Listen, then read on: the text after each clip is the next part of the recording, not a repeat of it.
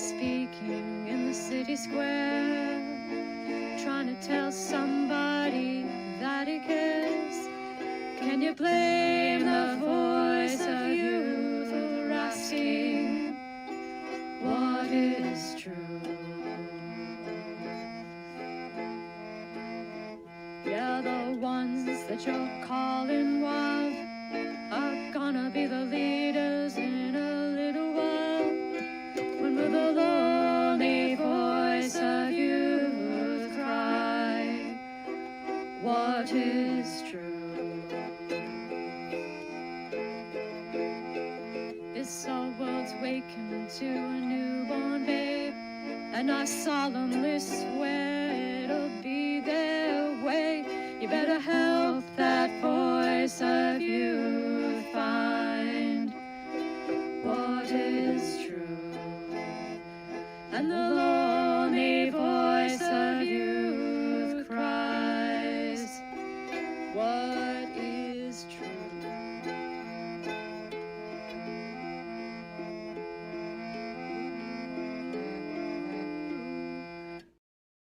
All right. Welcome, everybody. I have been gone for some time, outcast on the 7 Cs, but I brought Polly back with me, and Polly will hopefully be joining us on a regular basis now.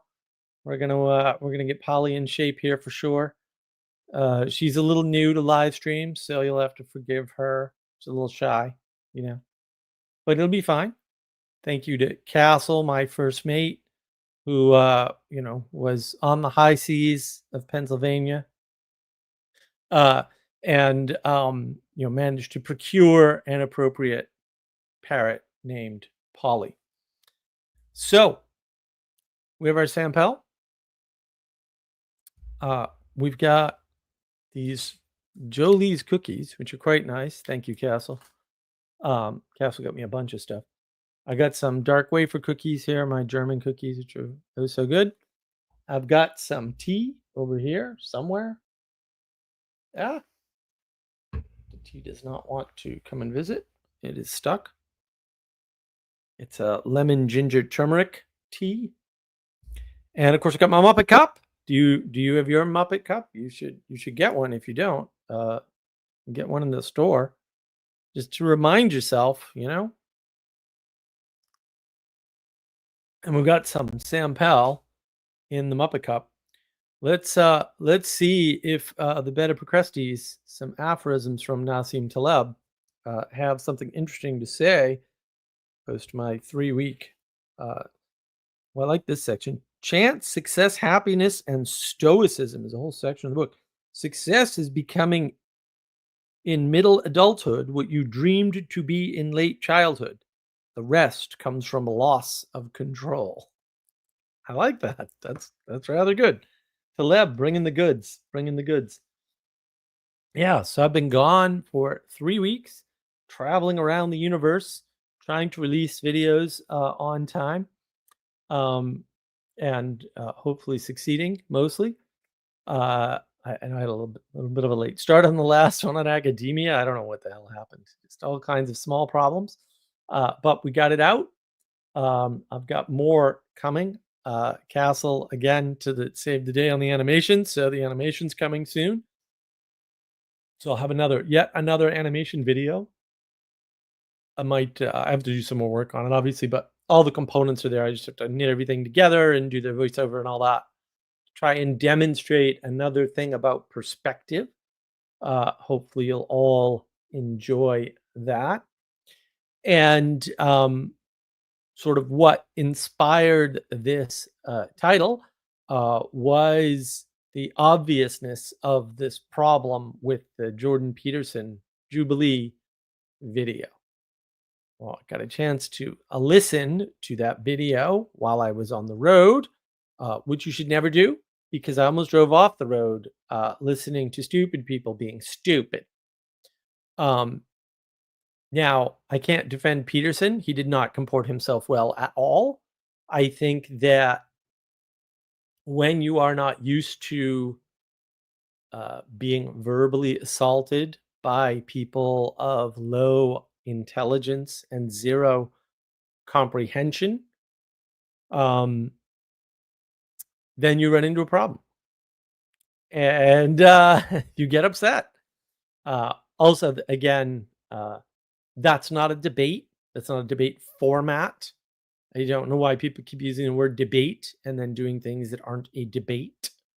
I don't know what everybody's problem is. I don't know why we're, holding up debate as this thing that people should be doing. Most people can't comport themselves in a debate at all. There was no moderator, no debate. There was a stated position, but only on one side. If you only have one stated position, you're not in a debate. There were no rules, right? Or there were a set of rules, but they did not govern the nature of the arguments, which in a debate, the rules govern the nature of the arguments. And yes, this is a parrot. This is Polly. She will be joining me for the foreseeable future. Unless she gets tired and falls off my shoulder, in which case, I'll fire my costume designer. We'll see how well Polly fits. Polly had to travel to get here, so birds have a rough life. Just and as Father Eric points out, my favorite internet meme, birds aren't real. That is correct. So when we talk about literacy, and maybe what the hell is comprehension? Well, that's kind of a good question. What are we talking about when we talk about literacy? Well, literacy is just the ability to know your numbers and words, basically. That's kind of it, guys. It doesn't say that you can read. At least not in terms of, we'll say, books and novels. The original purpose of literacy was to facilitate trade so that people could effectively understand basic contract information and sign their names. That's it.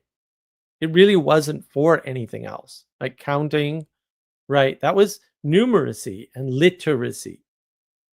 Numeracy, weird. Sort of went together in the world at the time. And the Jubilee catastrophe, because it was a catastrophe. I mean, again, Peterson didn't comport himself well. It's just the bigger catastrophe was almost everyone there except the woman. Like, how do I say? They're stupid. Like, they're actually stupid. Their use of language is atrocious. It's horrific. It's like, do you know what the purpose of words is and how to use them in sentences? Because they did not do that well. In some cases, they weren't making any sense at all, which was quite surprising. So literacy is just to read and write. And it was originally just the knowledge of letters and later expanded to understanding written works. Now, I kind of disagree with that. I think whoever wrote it relatively recently, we'll say within the past 5 years. You can see all over the AI that these two terms, literacy and comprehension, other words like agnosticism and atheism, which I'll get into, have been manipulated recently, very recently. Now, the Wayback Machine helps. Knowing what you're looking at helps. Seeing patterns really helps. So literacy is not what we think. It's just read and write. That's it. It's really not understanding Plato's Republic, which is an example I will get into, obviously, since I have a video on that. Comprehension means to grasp mentally, to understand, right? It comes from taking together, grasping in the original Latin. They're both originally Latin terms. And I think the problem is that we don't understand the difference anymore. So my new comprehension test, which I'll ruin here, although I've ruined it on a video on navigating patterns already, is Plato's Republic. Did you read the Republic? Yes. Do you remember the allegory of the cave, which is the beginning of book 7? probably not going to remember that part. I'm going to be like, all right, well, already your comprehension's in question. Now, that book in particular, above probably all the other books, maybe all of the other books, is highly structured. And that structure is unbelievably important to the point of the manuscript. If you do not understand the unfolding, and Lantern Jack talks about this on his YouTube channel. So he's got a wonderful thing on the Ancient Greece Declassified podcast about this. He has a whole series on Plato's Republic.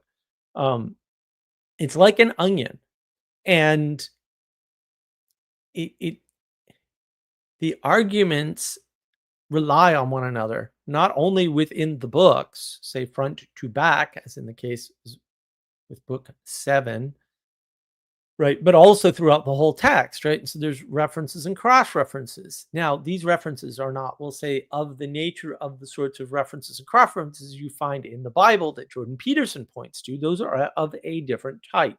They are more poetic. See the knowledge engine model on navigating patterns for the understanding of what poetic information is. Plato's Republic relies on a very clear, easy to comprehend structure. And that structure allows for a better comprehension of the text overall. If you read Plato's Cave, the allegory of the cave, and you thought that it had anything to do with individualism, you're wrong. The beginning, Plato's abundantly, ridiculously clear about this. You cannot escape from the cave. No one can escape from the cave. There is no force that can escape you from the cave. It has to be done by the creators of the city. No, actually, that's what it says in the text. Now, it doesn't say that in book 7, because the creators of the city, Socrates and Glaucon, have already been set up in previous books or chapters. They set you free, or Socrates does. It is a miserable experience. You are dragged out of the cave in pain, slowly, fighting the whole way. And you are sent into exile above, alone, by yourself, into domicide. The process of creating you as an individual away from those you grew up with or were educated with, although I dare say their idea of education and our idea of education have zero overlap, okay? That throws you into domicide. You get lonely. You are alone. You are unconnected from the world. It's you and the stars. You go back to try to be with your fellows and tell them of the wonderful world outside, and they try to kill you. This is not a happy story of something you should be trying to attain. It is not a story of triumphant rebellion against the system. It is quite the opposite, in fact. And it is important for comprehension, not only because if you read it, you skipped a bunch of words in the story, in the allegory, not outside the allegory, in the allegory that told you this is a painful process that you will not want to do. It will not be good for you. You will not benefit from it. And you cannot drag that benefit back to your friends because they'll try to kill you. But you'll want to because you'll be all alone. Like, all of this is in there, so I don't know why people skip over it. I assume they have poor comprehension. Their reading comprehension is low, possibly 0. Now, if all that wasn't enough to convince you, the end of book 7 should put the nail in the coffin. At the end of book 7, within the city, so now we're in the third frame. That's right. The book is laid out in 3 frames. It might be laid out in more. It's laid out in a minimum of 3 frames: the individual frame, the group frame, and the frame of the city. Okay, 3 frames. In the end of the book, the city frame in book 7, right at the end, the philosopher who is going towards philosophical enlightenment of some kind is dragged away from that, and Glaucon objects and says, Socrates, you can't do that. He's going to better himself. Socrates says, yes, dear Glaucon. Now, Socrates says it's about 96,000 times in the Republic, but this is for the good of the city. In other words, stop thinking about the individual. They don't matter. Right, they don't. Justice has nothing to do with any individual or any person or any single entity. That is not what justice is about. Justice cannot be understood in those frames. And Socrates knows this, right? In the book, Plato writes about it in the Republic. It's made clear in the beginning books of the Republic. If you missed all of this or any of this, you have poor reading comprehension. You may have read the text, but you do not understand what Plato was saying because you skipped a bunch of stuff where he said, no, not this, and no, not that. And you're like, yes, that's exactly what Plato means. So this poor fellow is taken away from the philosophical pursuit temporarily to go to the bottom of the city where the poorest live and to give observations and suggest changes. And for this, he is derided and jeered at. It's not to say that some or all of the changes weren't made, but he gets no accolades, and he should expect none. This is a corollary story to the allegory of the cave. It is backwards. He starts out as a philosopher, going towards the philosophy, the enlightenment, however you want to frame it. Doesn't really matter at that point. The point's pretty freaking clear from the text, and he's dragged out of that down to not people he grew up with, because you don't grow up with those people. But did you read the Republic? You don't grow up with those people in this kind of city. He's pretty clear about that. Everyone's separated out basically at birth or by lineage or whatever. And that's the problem, is that there's your comprehension test right there. If that's what you think the allegory of the cave is about, you didn't understand it. Now, if you read the Republic, you have no excuse and you have poor reading comprehension. And it's just that simple. I'm sorry. I don't care what your IQ is or what other books you've read or what else you've done in your life, because it doesn't matter. You have poor reading comprehension. This is so abundantly clear. I made a whole video about navigating patterns. It's there. Check it out. It has all the goods with all the references right from the text. I was using the Bloom translation, but there were 3 others that I tracked. They're all the same, right? They have slightly different translations of words, but this isn't about words. It's about comprehension. That's the difference between literacy and comprehension. In literacy, only the words matter because you only have the words. You don't have the interpretation and you don't have the meaning, that's for sure.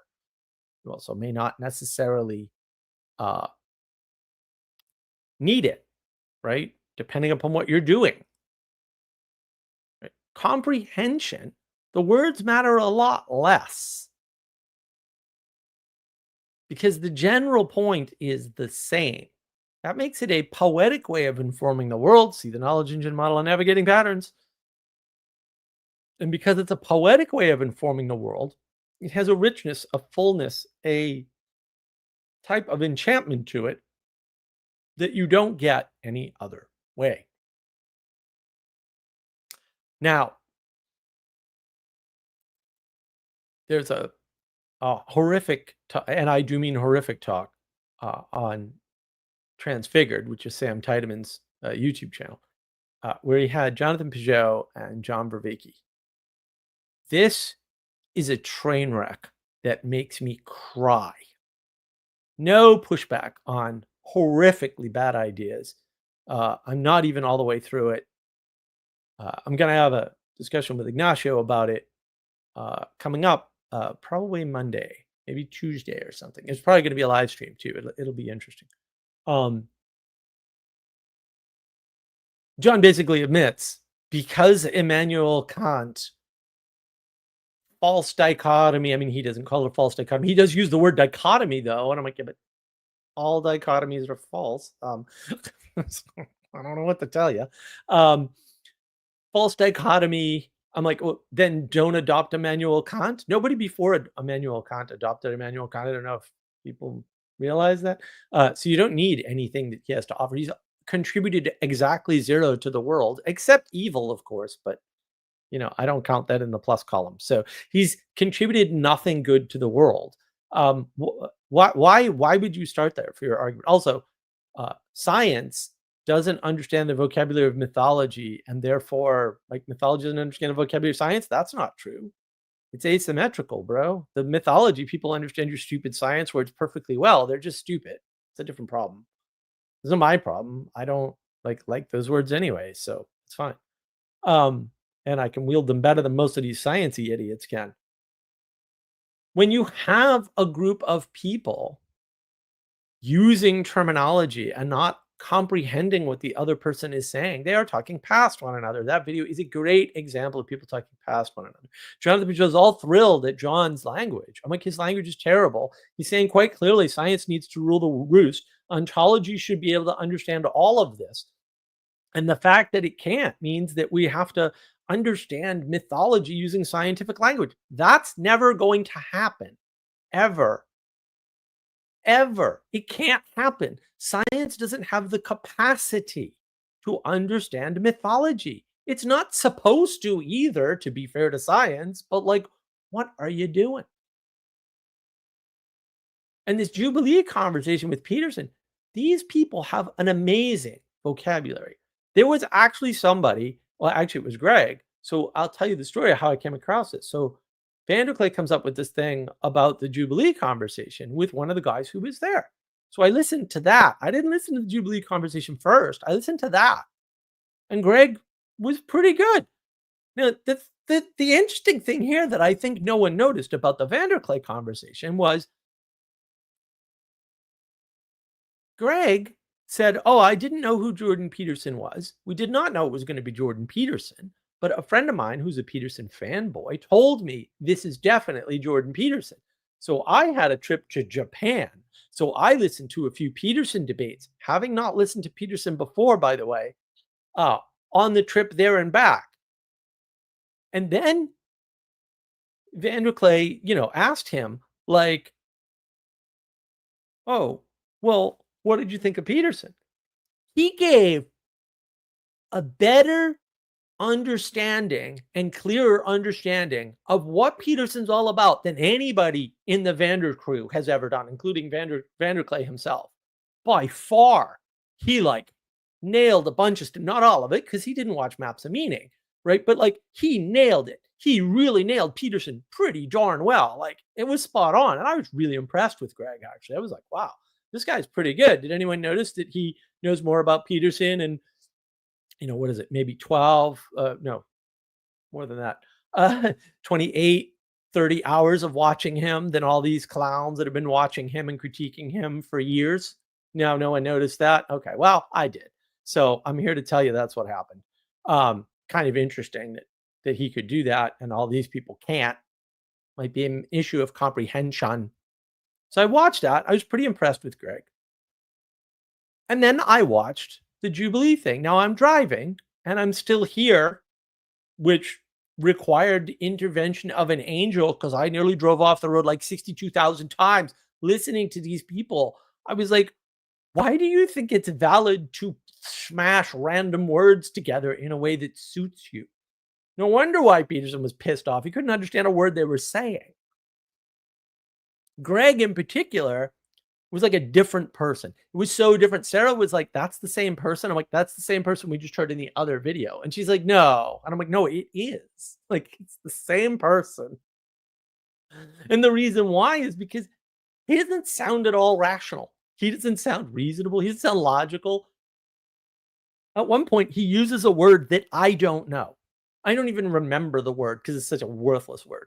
But he used a word I've never heard of. Now, my vocabulary is insane. That's how I got into private Catholic high school, is I just basically smoked the vocab completely. I got the highest score ever in the school.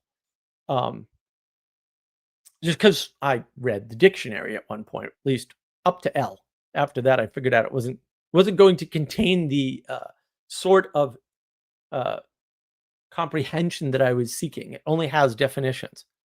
That's why I know that meaning is not in dictionaries, only definitions, and meaning emerges from content plus context. Right. That's when I learned that. I was very young. So he used that word in his conversation with Peterson.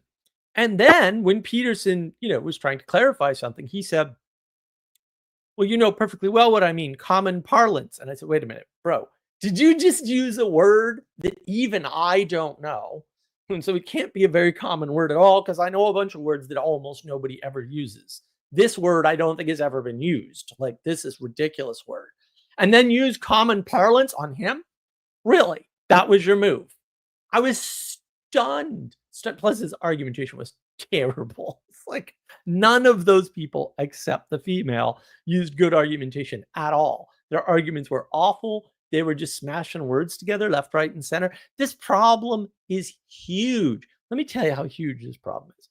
So, one of the gentlemen in that conversation identified himself as an agnostic atheist, right? How I survived listening to this at all is beyond me. I have capacities no one has ever dreamed. Like, you can't be an agnostic atheist. Those two claims are exclusive to one another. Because one says unknown and or unknowable, and the other says, I know there's no God. Now, if you ask the AI, it will say, well, these may seem logically inconsistent, but they're not. And then it uses a definition that doesn't exist to define them. Both of those words. And that's the problem. There is no definition of those two terms. And I looked up the etymology and everything else, right? They're both beliefs. The fact that one refers to belief of knowledge and the other refers specifically to the belief is irrelevant. They both refer specifically to the belief. One says, no, I know God doesn't exist. And the other says, I don't know if God exists or not. And then the unknowable claim is not actually in the definition. And that's the problem, is that the AI is making a false statement and using a bunch of false mathematical logic, which, by the way, doesn't necessarily apply to language, because language isn't math, certainly not English. My goodness. English is the furthest thing from a mathematically structured language that you could possibly imagine. Every other language has far more coherence to mathematics. English has almost zero. It probably has a negative correlation to a mathematical system. English is a mess. It's a complete mess. It's a mess on purpose. It's a very poetic language. It's the best language for poetry is English. English. That's right, Froggy. It's English. Now, the problem is Peterson did not comport himself well because he was not prepared for these arguments. He did not understand what was going on. Whether this was the intent of the producers or not. Oh, the producers. This is the thing I really appreciated about Greg's breakdown on Vanderklay's channel, is he stressed this is a planned and produced event. It is produced like a TV show would be in Hollywood because it's done in Hollywood, right? It's done in California, right? So the real problem is that they set all this up. Did they tell Peterson that he was going to be a Christian they didn't give him the title of the video? Or if they did, he forgot it. So he might have done it to himself. That's possible. Or maybe they told his producer didn't tell him, right? He's managed by his daughter most of the time. I don't know, but it was a setup. And he would not, because he's never claimed to be a Christian. If you thought he was claiming to be a Christian at any point, um, I don't know how to explain to you how stupid you are, but you're stupid. He has been explicitly not Christian from day one, and that position has never, ever changed. Not once. If you missed that, you missed that. And it's a big miss because it's not unclear, much like the cave. And this is the problem. We have poor comprehension. If you are, say, a quote Christian, whatever the hell that is supposed to mean, or Anglo-Catholic, that has a clear enough definition. It is understandable that you would try to see what Peterson is doing and call it like apologetics or something. That is wrong. You're a crazy person. Peterson cannot do apologetics because he is not a Christian. It's not that hard. You can't defend something you're not a part of. You're outside of it. Like it really, like that actually is how the language is modeled. The language is modeled on actions in the world, not the other way around, right? I know we flipped it around. I understand that. That's a mistake on our part. We need to stop doing that immediately. Completely immediately. And that's the problem, is that we're not realizing what comprehension we have. If you think like telling people to read books is a good idea, like I know a bunch of people who read a bunch of books that I read, and I don't know what they read, but the things they talk about that are in those books are not in those books. And I'm like, I don't know what you're talking about. And I've challenged them, go get me the book and show me where it says that. And they can't because it's not there. That's independent validation, right? Independent of what I think and what you think, we can look at the book, and the book will either have that information in it or not. This is actually what science relies on. Relies on independent validation. Science is a form, only one of many forms, of independent validation. Are you doing independent validation? It requires research and work. You're probably lazy and haven't done any ever, right? So that's a problem. Or maybe you haven't done any since school or something. And maybe you went to college and they only gave you a limited set of tools to do independent validation. I don't know. I wasn't there. I don't know what your problem is. I know you get a problem though. That I can tell. These people in Jubilee have huge vocabularies. They don't know how to put the words together. They don't know how to form proper sentences. They don't know how to give a cohesive, coherent, comprehensive message. They were babbling.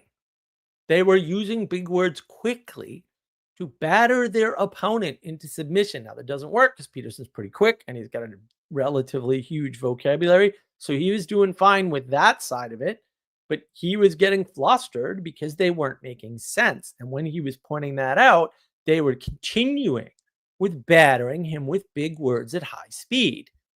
That's a fun game. I like that game mainly because I win that game all the time. I love that game because I love to win. So I'm happy to play that game. You're not going to win, but hey, and if I lose a game like that, hey, more kudos to you. I love a good challenge. So I'm fine losing a competition. And other competitors at that level respect things like that. And then they're not going to come near you unless they're bored. And that's the asymmetry. People think everything's equal. We've got this equality doctrine going. And now we think literacy is equal to comprehension. And it's not. Just because you can read and write doesn't mean you can understand Moby Dick or Plato's Republic.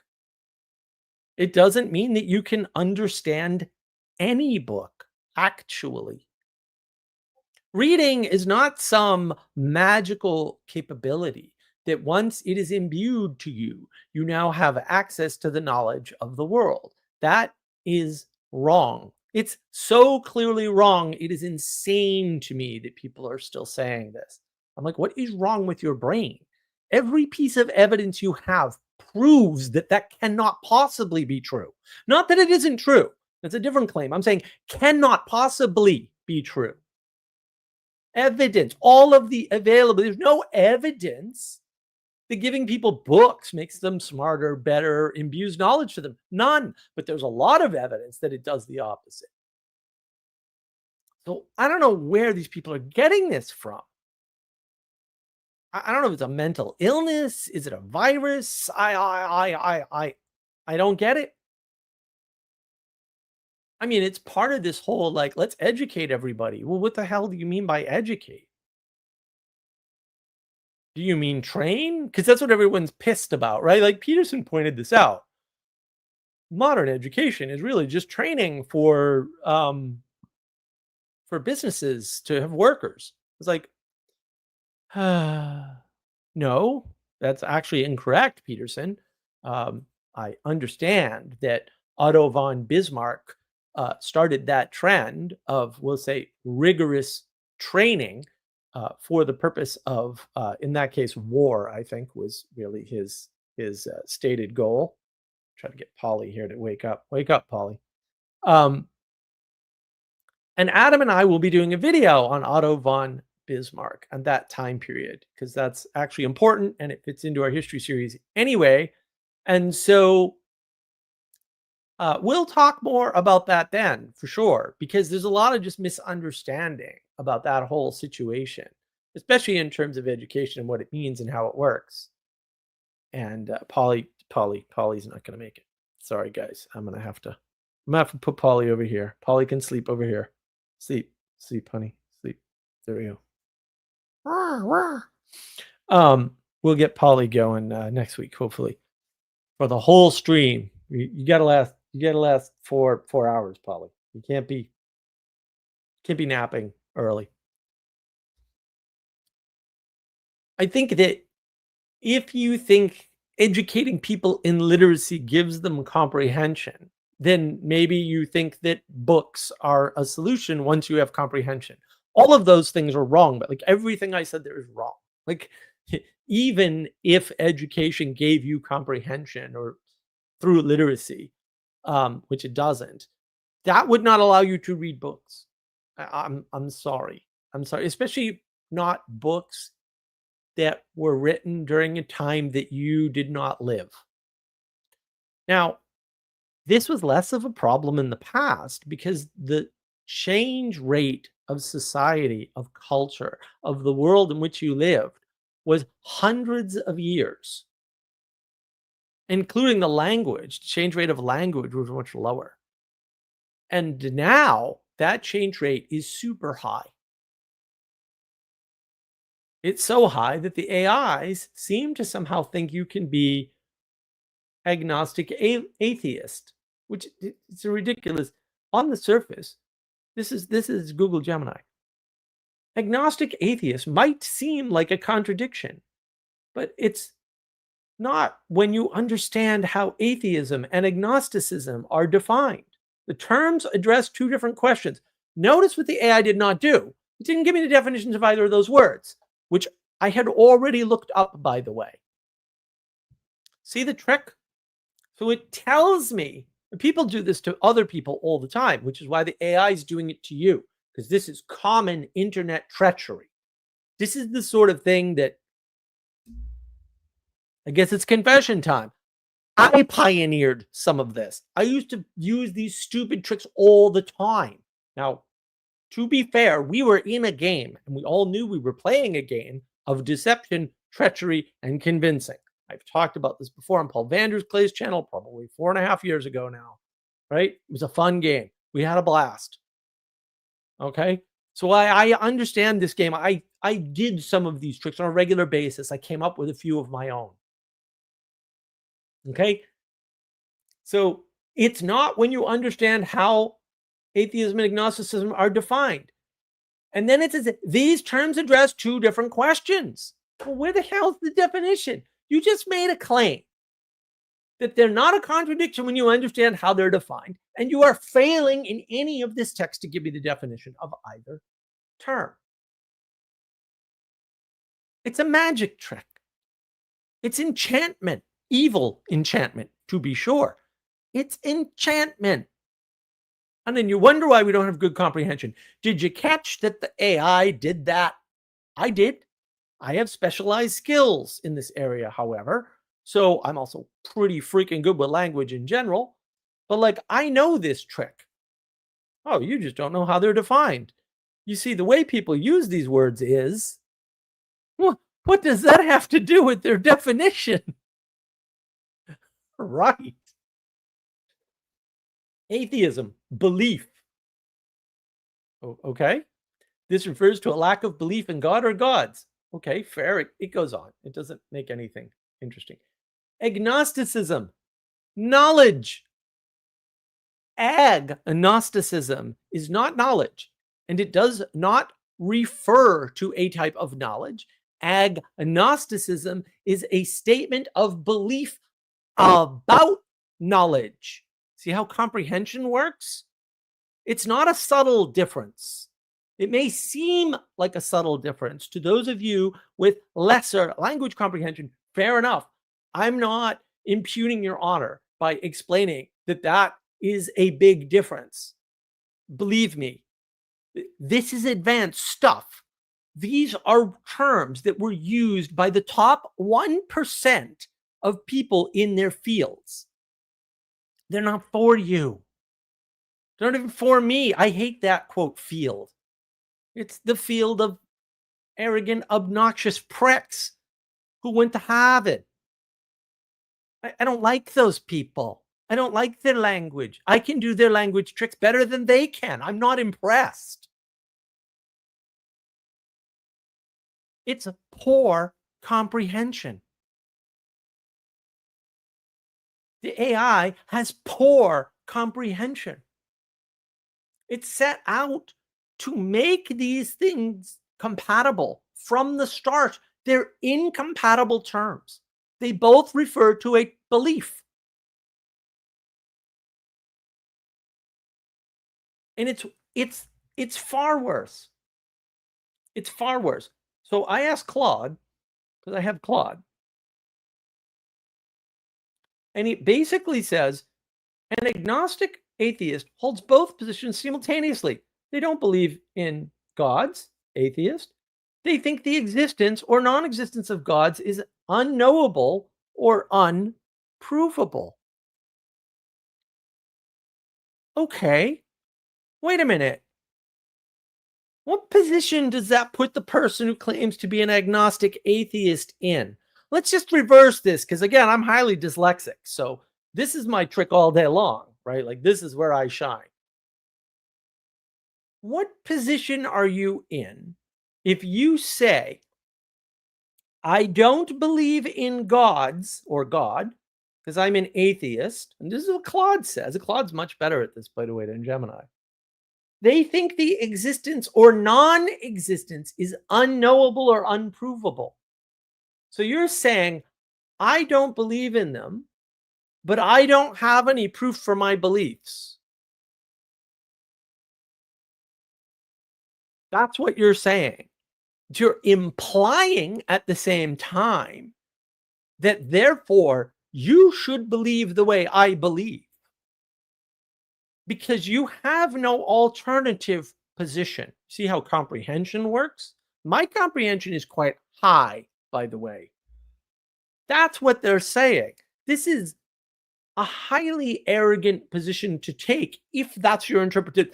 Though you probably can get to that interpretation. Why you would, I don't know. And if you did, probably prison for life. Like, that is insane levels of arrogance.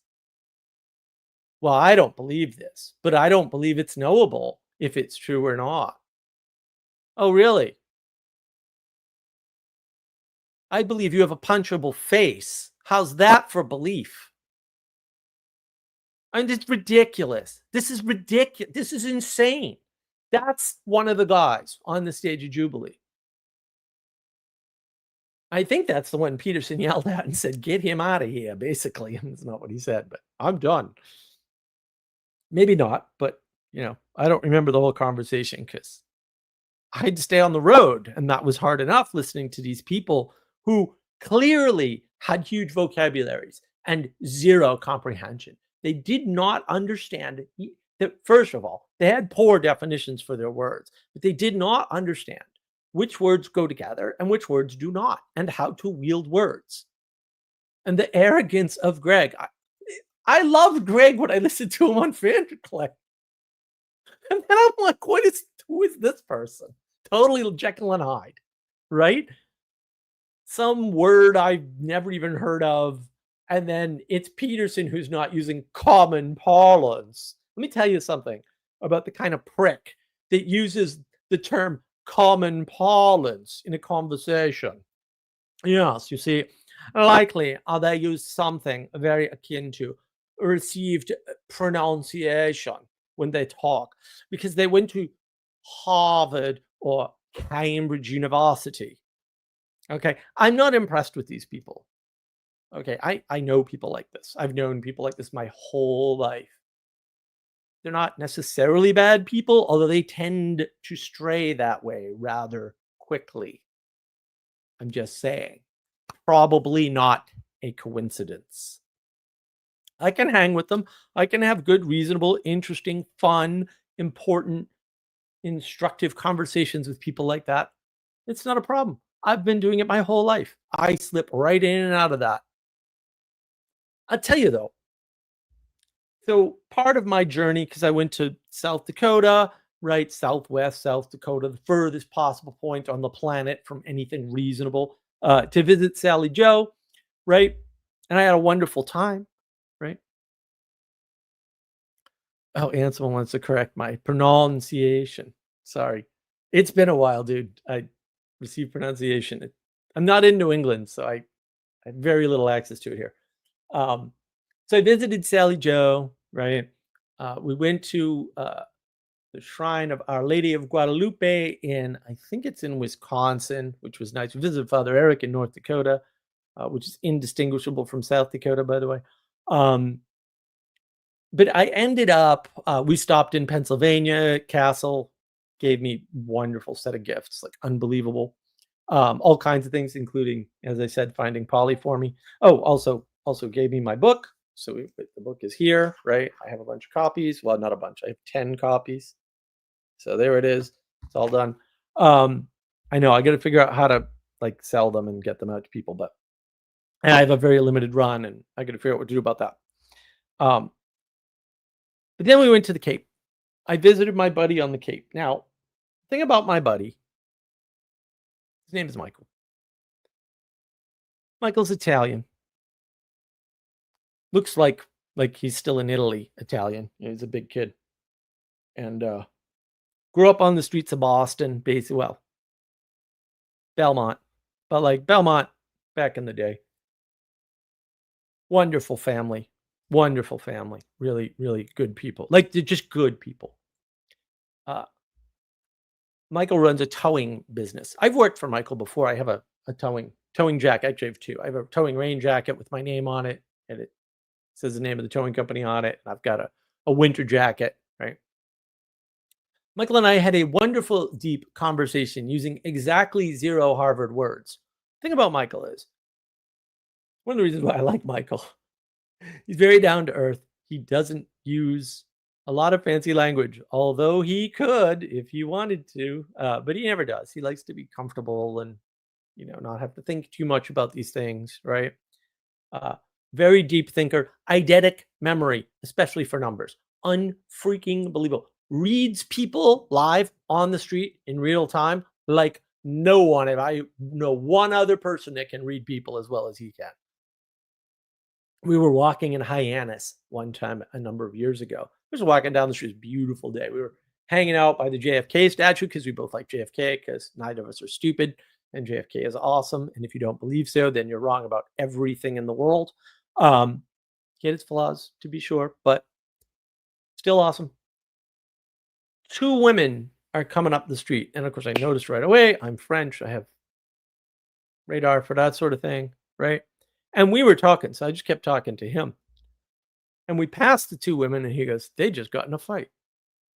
And the one on the right lost. And I was like, what are you talking about? First of all, like we were talking about something, the women we just passed. I'm like, how do you know that, Michael? And so he broke it all down for me like a Sherlock Holmes episode on a TV.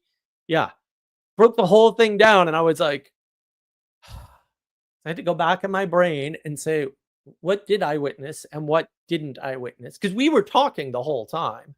And I was like, yeah, I can see what he's talking about, but I didn't notice any of those things. Certainly not in real time. My goodness, I can't do that.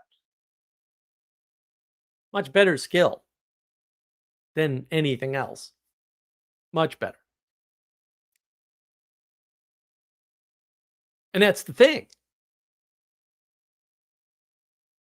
All this hoity-toity talk and proper pronunciation just destroys the world. Like actually, provably, has been, always has, especially when it's brought down to where it doesn't belong, which is why the people chained up in the allegory of the cave try to kill the hoity-toity philosophy type who's enlightened now. Because that's the right thing to do. That is the nature and order of the world. I will be proving this as I talk about hierarchy, which that video, I now know how to make the video on hierarchy. I have figured it out, thank you to Castle, because basically, so we decided to spend the night in an extra night in Pennsylvania before going on to the Cape. It was long. It was a 5-hour drive to Sioux Falls, and then it was 2 10-hour day drives to get to Pennsylvania. And then we're still like 6 hours or 5.5 hours from Cape Cod. So we split the thing up into a 4-day journey, which was the right answer, let me tell you. We went to all this stuff around Bethlehem, Pennsylvania, which I've always wanted to go to Bethlehem and Allentown. So I've been to Bethlehem and Allentown, Pennsylvania now. Don't know why I didn't do that when I lived in New England and could get there easily. But whatever, we're here now. And they were talking about the Industrial Revolution and how the real Industrial Revolution, because of course they're going to say this, was all about coal and steel and the location of these little towns, Bethlehem in particular. Bethlehem steel stacks, you got to go to the Bethlehem steel stacks. Man, that's cool stuff. Wow. Wow, is that awesome. That powered everything economically in the United States and the world, really, for a very, very, very long time, decades and decades, right? And their claim to the Industrial Revolution was very interesting, was location between Philadelphia and New York City. I was like, oh yeah, that makes sense. So two large ports, two large and important ports, right? At least post late 1800s when they dredged the harbors. Before that, all the big ports were in Massachusetts. It was Newport, Rockport, Salem, Nantucket, New Bedford. New Bedford's a gorgeous port, but oh, what a beautiful port that is. Et cetera, right? So whaling, if you read Moby Dick, whaling is a big part of one of the sort of industrial style revolutions that happens in the United States. If you want to know about that, you can go to Eric Seitz' channel and check out the Moby Dick Book Club, where I do cover a little bit of that history throughout the book there, because it's super important to understanding the book or comprehending the text. If you don't know the history, or at least some of the history of that time, that text is not going to make as much sense. Also, the most meaning crisis book ever. Everyone's talking about the meaning crisis. Nobody's talking about Moby Dick. So in the throes of realizing this sort of third phase or third type of industrial revolution in the United States, I said, aha, I understand how to do a video on hierarchy now. I will talk about the history of the city of Lowell. AI has done some research for me. I haven't looked at it yet just because super busy days here. So I will get that the rest of the way looked at. And I know enough of it to know the patterns there, right? But I just don't know all the details. I wanted to point out all the details. So that should, by giving you enough pieces in the right sequence, right, that should cause you to comprehend comprehend hierarchy. And my whole channel is about giving people comprehension. First, by fixing the words and giving you the models. And then second, by putting them together in the right way and showing you that it's the right way and that other ways are actually incorrect. Now, I'm going to get into that further when I talk to Ignacio. At least I suspect that will happen, because a lot of the presumption of the science idiots, and they are idiots. My goodness, these people are stupid. Some of the stuff they said, just like, my ears are like in pain. My brain is shrinking. It's so dumb. It's all presumption about starting points. It's all presumption that things are equal because they both exist in the same time and space right now. It's all about creation denial. It's about not starting at the beginning. It's about not having a starting point. Which came first? You just ask them that question and all of their arguments will fall apart, including in Jubilee. That's all you have to do to prove, we'll say, to disprove the agnostic position. You only have to ask, how did all of this start? You can't do come to be, because they'll get into a horribly pretentious conversation about be and being and how being is so varied and it's just overwhelming. No, it's really kind of simple, guys. It had to start somewhere. It didn't start with the origin of the species. See my book on my video on the Battle of Two Books. It's quite good. Defeats the argument instantaneously. No one will ask the question. Why? I don't know. I don't understand. I don't understand. The Christians don't do it either, or the Anglo-Catholics, even. I don't know why. I'm like, bro, pull out your trump card, play it, and walk away from the table. Oh, take all the money too, by the way. I don't understand why you're having these long, drawn-out conversations when you already have a trump card that wins the argument instantaneously and points them in the right direction. And I think this is the problem with even Peugeot. I never suspected this. I thought Peugeot all along had a nuanced understanding of what Peterson did. And in this conversation on Transfigured, he flat out says, this is what I like about you, John. You're bridging religious concepts using secular language. And I'm like, holy macaroni, that isn't what Peterson's doing. And that won't work. You guys are assuming they have the concepts.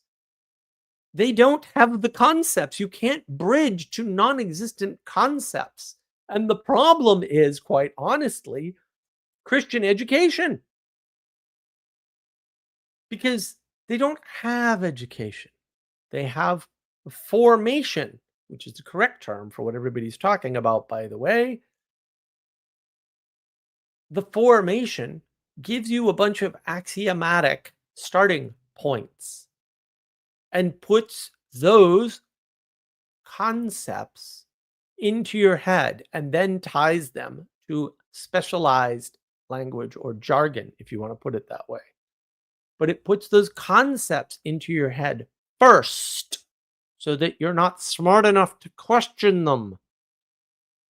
And because you do it in that order, you don't realize that wasn't done for these people.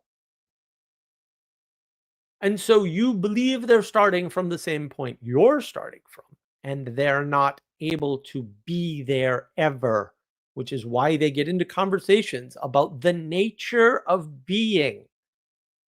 Why would that be a thing that anybody would ever have to discuss? This is almost as bad as the discussion of free will. Discussing free will is a contradiction. If free will didn't exist, you couldn't discuss it, know about it, conceive of it, think about it, talk about it. That could not happen ever. It's not that hard. It's 0%.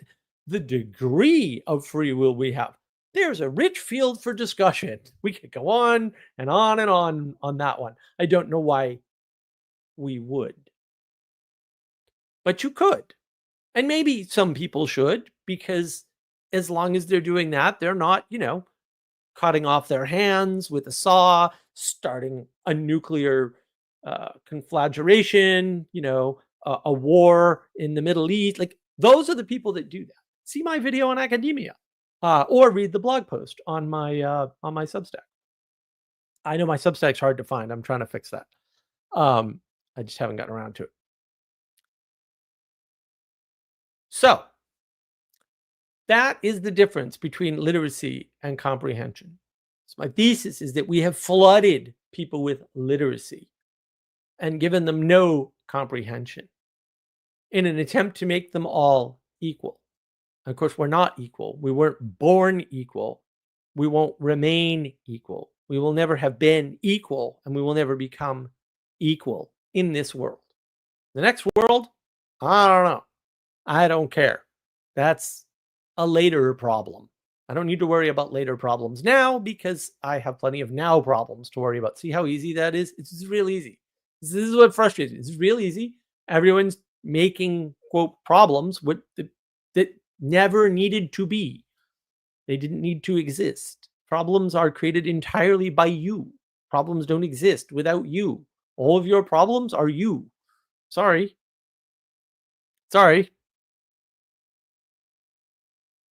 All right, let's catch up on comments. Although first, we must take some water. Just consider for a moment, please, if you would, and get the mug to remind yourself every day that you're a Muppet. Is that a parrot? It is at least a parakeet. It wants a cracker. So yes, for our purposes, it is a parrot. Captain, there's a drone on your shoulder. No. Bruce, finally watched that Jubilee JP event. I'm sorry, sir. I'm fairly sure I told you not to, though, so don't blame me this time. I know there was once I made you watch a video, and I still regret that, by the way, and I owe you a steak dinner, because that was horrible of me. Ixnon, the AI can read, right? Yeah, it can. I know a Jeremy Lefevre, and he is a millionaire. Oh, well, tell him he's my cousin. He owes me money. Father Eric, I think lots of people just cut the allegory of the cave out from its context. Even if you do that, Father, like, I have all the references in the video. Like, you can do, I did that in the video. I didn't use any, I mean, I talked about that in the video, but like, I didn't use any of that. I said, as I did in this monologue, like, no, if you don't believe me, you can take out all the Plato's references in the allegory that are in the sentences that are formed into this allegory. Like, you can do that. It still won't work, because in the context of book 7, the meaning of the allegory is clear, right? They don't read the whole thing. Yeah, well, they probably read exactly none of it. Ethan, make illiteracy great again. Yes. See? Look at that. Ixnon. Back up. Sebastian, it's so good to see you. I did see you earlier. It's lovely to have you, sir. We're talking about the flood of literacy and how it's destroyed comprehension. I don't know. Ethan, Mark, watching those videos can't be good for your health. I know. It's really not. I've been screaming at Ignacio on Discord, like, how dare you make me watch this? I'm gonna sue you. And because it's like, that has been the hardest. Forget about the Jubilee video. You gotta watch Vervaeke and Peugeot, because Vervaeke's just making basic school grade errors all over the place, and Peugeot is just sitting there doing nothing. And then every once in a while, Sam talks, and I'm like, oh my goodness. I am sure that Sam is very smart at some things. His understanding of things he would call theological, that I would call, well, kind of basic everyday life, is so lacking that we don't have a term for it in the English language, at least. No, really, like it's bad. Those words might be standard for their fields. No, they're not.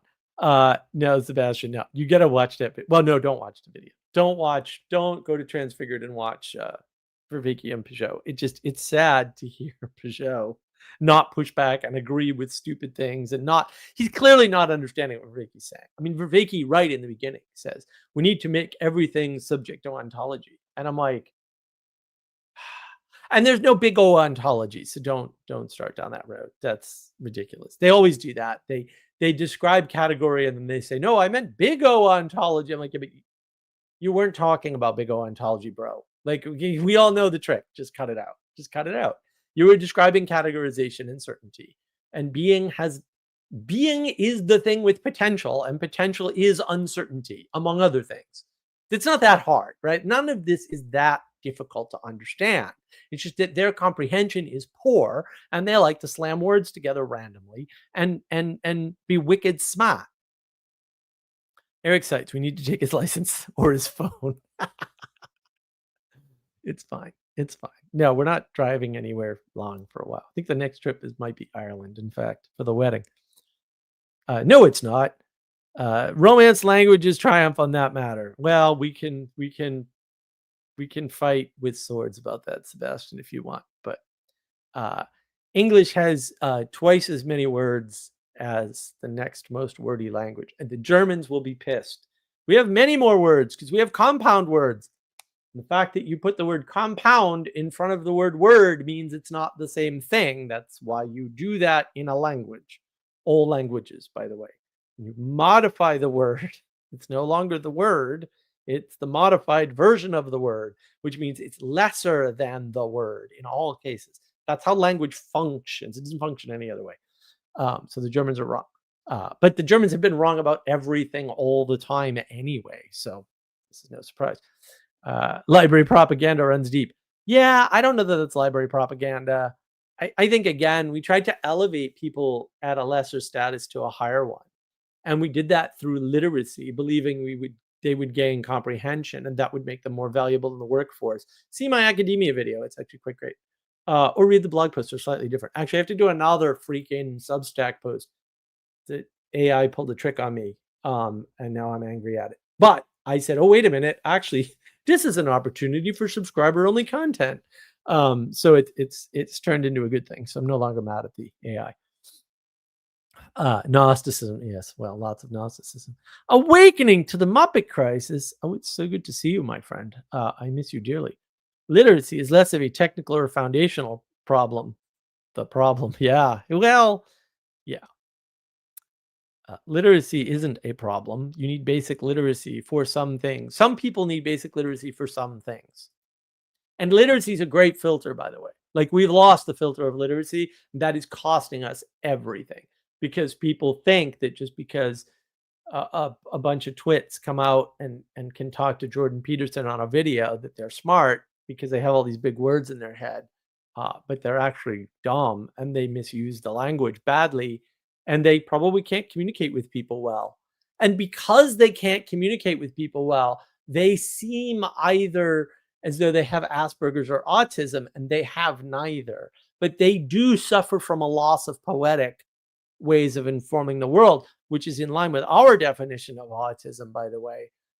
See the Knowledge Engine video on navigating patterns. It's a really quite rather nothing. Indeed. It is really quite rather nothing. Awakening is it the media state and media culture? No, the media culture never arises without literacy. The interesting, so I saw this, Sally Joe posted this actually on the Market Wisdom Discord server, so you can check it out there. There's an interview with Carl Jung back in the 50s. It's the most fascinating thing. I had never run across it because I'm not going to research Carl Jung that heavily. The interviewer is a freaking genius, man. Like, I mean, I knew this before. Like the journalist class was actually wealthy, well-educated, bored people, which is what it should be. It wasn't a profession. right? It's one of those things that the relatives look down upon, right? Like art. Like if you were like a musician or something, like the only way you could be a musician, like up until like the 1960s, even maybe slightly later, the only way you could be a musician or a painter or a journalist, right? Uh, uh, a writer, any of these things, the only way you could do it is if you were born into money. That was the only way. Like actually the only way you went to college was if you were born into money or as I talk about my academia video, people raised money to send you, and often the churches did. Sometimes a noble family would adopt you and send you to school or give you a scholarship. Like that's the proper use of scholarship. We've lost all of that because of literacy. Because it's an interesting thing. Now I don't think you can do this anymore. I don't know. I haven't tried it lately. You could go to Southie in Boston. You get down to Southie, just hang out there, and you can tell who the smart kids were. Go watch Good Will Hunting. Aside from being the best movie that could possibly be made, this phenomena is there. If you listen closely to how he talks, he's still using Southie language and Southie words, but he's putting them together differently, and you can tell. Even if you don't know how you can tell, you can tell. That's interesting. So you know that he has not been, we'll say, educated to the level, at least not in his way of speaking, right? To the level that he is capable of. You can't tell that when everyone's got the 5-cent Harvard words at the back of their brain. It's impossible to measure that. And so what happens is media comes down. So in the early 90s, my friends who were at Boston University, most of them, some of them were at other schools, but because Boston, there's a million schools. There's MIT and Harvard and Northeastern and BU and BC, Boston College, Boston University, right? And there's Emerson and there's Bentley and there's Suffolk and there's UMass Boston and like there's like dozens of them. I don't know them all. Those are the big ones that I remember. They were telling me the people who couldn't make it in engineering went into astronomy or journalism. They were the dropouts from the real classes. And they were a little sneering about it. And granted, they were all brilliant. So fair enough. If you've got the, if you've got the intelligence and you want to sneer, go right ahead. We got no problem with that. The pronunciation. Yeah. I'm just tut indeed, Ansman. My apologies. I.e., like absence movement, which was Christian in heritage. I don't know anything about that. I still don't like the word Christian. Big media won the narrative war, and then another war happened. No, I don't think so. I don't like this war talk. If no innocent people died in a bombing, it's not a war. Like I can't abide this speech. Sorry, man. I can't do it. I don't think that's what's. You guys are giving a lot of agency to egregores. Egregores are manifestations from emergence, actually. Not all of them, but they are manifestations from emergence, not the other way around. They are not puppet masters pulling puppet strings. That's not what's happening. You need to think of these things in terms of absence. With the fall of the fourth estate, see my video on navigating patterns. A bunch of things happen into that vacuum because you have to have the functions of the fourth estate. You don't have to have the fourth estate. The fourth estate rises out of the need of something else. See my idea about the recession of the church. I gotta refine my video that I did years ago with Vanderclay on that. When the church recedes, one of the things that recedes with the church. Now, does the church recede because of the Protestant Reformation or other reasons? We're not talking about that today. That's a long conversation. You now need the fourth estate. Fair enough. Maybe you can have a fourth estate and everything's fine. I don't know the answer to that. I don't think anyone alive could possibly ever evaluate such a thing. And if somebody does, please do something to end them so they don't do that anymore, because this is ridiculous to think that you can understand something at a time frame like that when you're in the middle of it. When the fourth estate falls, the internet comes rushing in. The internet is still in the process of forming the sorts of structures that can take the place of the fourth estate. That's why Tim Pool has a network. That's why Lotus Eaters exists. That's why you have the rise of the Daily Wire. They are rushing into the vacuum of the fourth estate. That's what's happening. No one tried that. It wasn't a war. There were no battles, right? There's a bunch of experiments like the United States that are happening and failing. They're not planned or deliberate. No one's masterminding these things. People are trying stuff. Sometimes people are noticing patterns and getting involved, but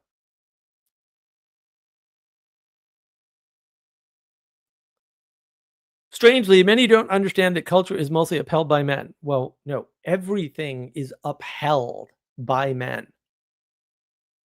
We create the safe space for the women to give birth. It's exactly that simple. It sounds, banal and boring and simplistic, but also, Sally Joe, take my self-importance, moral standards based on me position. Oh my goodness, Sally. Yeah, you wouldn't imagine how much of that is in Vervaeke nowadays. Didn't used to be that way. He was a wonderful teacher. I don't know what happened. And so my mother used to do such a thing, observing passersby. Man, when people do that, my other buddy goes to the bar with me, right? Like, I mean, we were going for trivia or something, because I don't drink. So what am I doing at a bar? I actually like going to the bar once in a while, especially there's jazz music. I like jazz. Live jazz is great. And he just like looks around the room like this, and then he just starts telling me this person's here for that, and that person's here for that, and I'm just like, dude, I have to believe you because I don't know what you're talking about. I totally believe that what you're saying is 100% correct.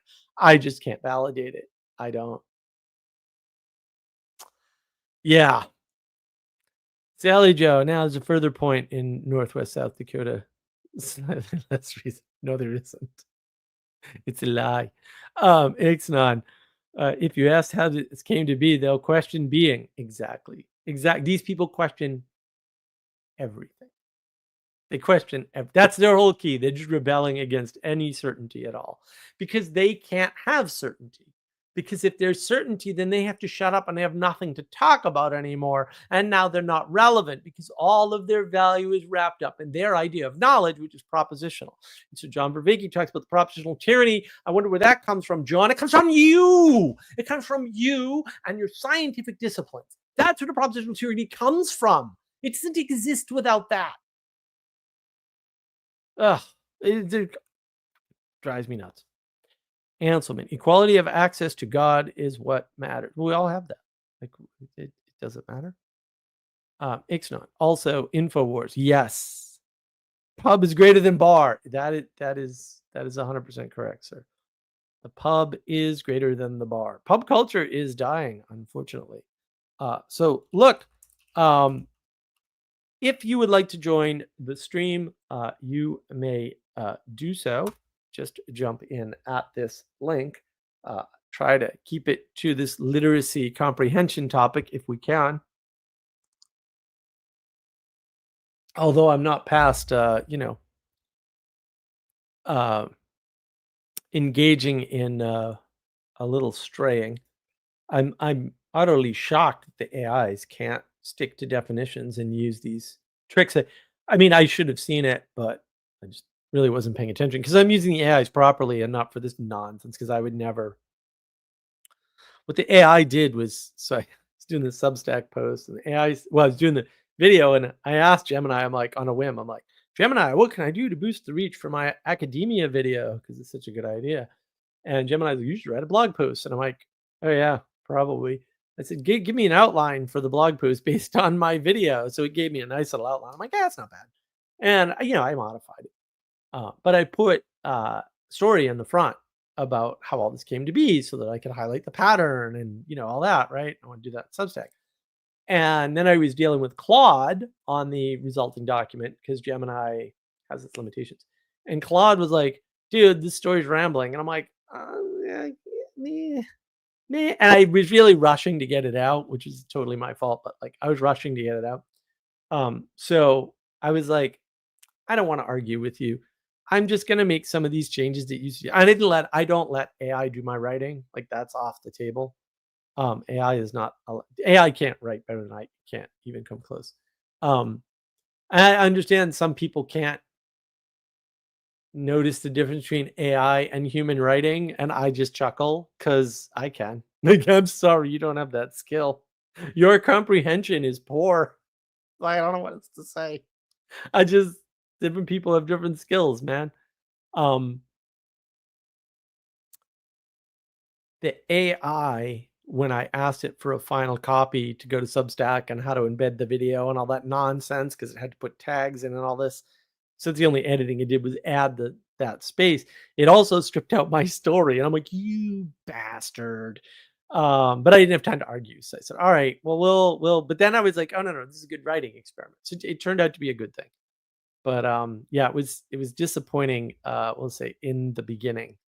I was quite disappointed. Oh, I can see that although we are attached to Rumble, Rumble does not send comments, or at least StreamYard does not send comments to Rumble. Lovely. I got the Rumble attachment working. It was a lot of work. Man, none of these systems. We had a 4.5 hour internet outage on multiple services yesterday. Uh, yeah, and now we've got war with Israel today. It's fantastic. Tel Aviv is being bombed. Everything's great. I'm not surprised. Things are gonna get a lot worse, by the way. So if you're thinking like, "Oh, yay, final," nope, not even close. Wait till you see what's next. Yeah, it's things are not gonna get better. Things are going to get significantly worse, but that's okay. I think as long as we can, as the United States, stay the hell out of it, it won't be worse for us, and it'll be over with quicker. But given our track record, I'm not sure that that's on the table. I'm not sure. I mean, I hope it is, but I've got I've got my doubts. I've got my doubts about that. And I got to take all kinds of goo all over my shoulder now from Polly. Damn it, Polly. Why'd you make a mess? You know, parrots are like that. We'll get Polly straightened out, don't worry. Just kind of last minute. Again, my fault, my fault. It's been a busy time recovering from the trip was long. It's 3 weeks away from home. So 3 weeks is a long time to be away from home. Ixnon birds are messy. Yeah, my mother had parrots for years, and was part of how they were able to steal her estate from me. So yeah, it's great. Every day or so, I remember something that I don't have and should. It's fantastic. It's a wonderful life. It really is. Um, yeah, her parrots. Ugh, so much work. You do not want parrots, man. Oh my goodness, what a lot of work. Parrots need to be fed multiple times per day. They chew through toys, make a huge mess. The cages need to be cleaned every day. They need big cages. They talk back, actually. They're quite intelligent, most of them. She had Solomon Island eclectus parrots.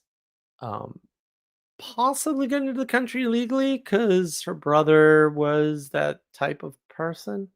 They're originally his parrots, but we didn't ask any questions. We just took the parrots, and they were kind of fun. She ended up with like 3 parrots. The other one was an African gray. He was clever. He was a lot more interactive sometimes. Um, but yeah, parrots are a lot of work. I don't recommend Birds. Birds are a lot of work. Birds are a lot of work, and especially those parrots, because parrots don't have like they're not good around here. You can't just let them out. A, they'll get lost. B, they'll get eaten. So it's not. You can't just let your parrots kind of fly around. And some kinds of birds you can, and those birds were like okay. Mom would let them fly around the house occasionally, but they didn't do much flying. Even when they could, they were kind of lazy. She had lazy parrots, but yeah, a lot of expense too. Like parrots are a rich person's game at the end of the day. You're not doing parrots if you're poor. Ixnay. Dr. Doodle's parrot was an African gray. African grays are possibly the smartest or second smartest parrots out there in terms of language. They did a lot of research and they found out no, parrots understand way more than scientists thought was possible. And so, right, which is a problem for them because they keep having to rewrite the consciousness book. And I'm like, why don't you guys just admit you don't know anything about consciousness? You stole this term because you don't like the word soul and it's problematic for you. And you're trying to co locate all of being inside a small part of the brain so that you can declare dominion over it and understanding of it, when in fact, that's never going to happen. Because that's all this consciousness nonsense is. So every time they find out, oh, border collies can remember 1,000 words, they go, oh no, we have to rewrite the consciousness book. And what does this mean for human intelligence? And it's like, if you didn't create the problem in the first place, you wouldn't need to solve it now. And since you suck at solving simple problems, you keep having to solve it over and over again. I know, get out of that game and get into a better game where your tools work, because they don't work with being and they don't work with soul. And renaming them is not going to help you fix the problem. You need to just stop doing it. We've already solved that problem. I know you don't like the solution, but that's because you're stupid and rebellious and you suck. It's not because the problem doesn't exist anymore, because we solved it. That's for sure. It's like unbelievable. That's all the Jubilee guys. I wanted to smack all of them and just say we have a solution, except the woman. She was actually quite good. What she was out of her depth for sure, but she was responding as though she was out of her depth. The other ones were like, "No, I'm right, and we win." You guys are morons. You're not even right. You're not even communicating correctly, and you don't even know it. You think you're communicating correctly because you smashed a few words together that you're too stupid to know don't belong together. Good job. Well done. Unbelievable. That conversation was unbelievable to me. Like, really, the contrast between Greg in Jubilee and Greg on PVK's channel, that blew my mind. I'm like, well, no wonder why everyone's confused. That was a stark contrast. Like, I thought he was a relatively intelligent person, and on Jubilee, I'm like, dude, you're a retard. You're a moron. What's wrong with you? Why are you talking like this? You evaluated Peterson better than PVK ever did after years of trying, and you did it on a flight to and from Japan better than he can. And then and told a bunch of, like, he told an anecdotal story that demonstrated his point and everything else. Like, brilliant job. And then he gets in this format and he's terrible.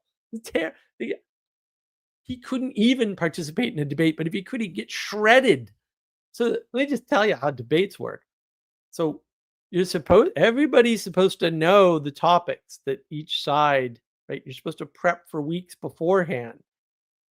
The audience walks in and is polled on their belief on the topic, A or B, basically. It's an A and B setup on purpose. And then they're polled afterwards to see if you moved the person. In other words, the purpose of the debate is to measure the rhetorical skills of the people involved. That's what the purpose of debate is. Right. If you're doing anything else other than measuring the rhetorical skills of the people involved, you're not doing a debate. You're doing something else. You need a different name. How about being a jerk and starting fights? Because that's what Jubilee was. Being a jerk and causing uh, a bunch of unnecessary verbal battles with witless people. How's that? That's what they were doing. Sally Joe, individual soul makes scientists uncomfortable. Yeah, well, collective unconscious is us all soul sharing and scientists just kicking that right into the cellar under the basement. Yeah, well, that's well said, Sally. Ixnon, you say non sequitur. I say cabbage rhinoplasty. See, sometimes I try to do things and I actually can't because my comprehension is so high that I'm like, that doesn't make any sense.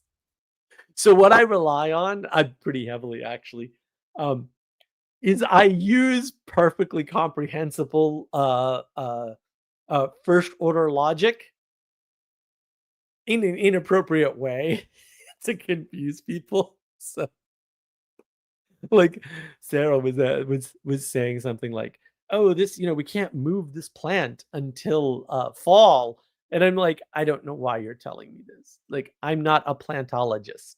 I don't understand what you're talking about. I'm also not a seasonologist. I don't, right? Just to be funny. Like, I don't if you tell me that's true, I will believe you. Tell me what I need to do, I'll do it. I don't need an explanation. It's not going to help me. You, no touch till fall. Og, no touch till fall. That's it. That's bang. Anything else is too much. And then just feed me once in a while. Everything will be fine. Sally Joe, now I want coleslaw. Oh, we had coleslaw. It was delicious coleslaw too. It was quite good. Um, no debates, only conversations. Yeah, well, people talking is about the dumbest thing ever. I don't recommend talking to, with, for others. It's just horrible. It's just we're trapped in this world where that's it. It was funny. I was talking to a buddy of mine. He's a bit of an idiot himself. Um, and explaining to him, no. If you market things on the internet, you have to use a completely different strategy because internet is high reach, right? Unlike a local newspaper, which is a very limited reach, right? It's a low reach item. And so your targeting tactics have to change completely.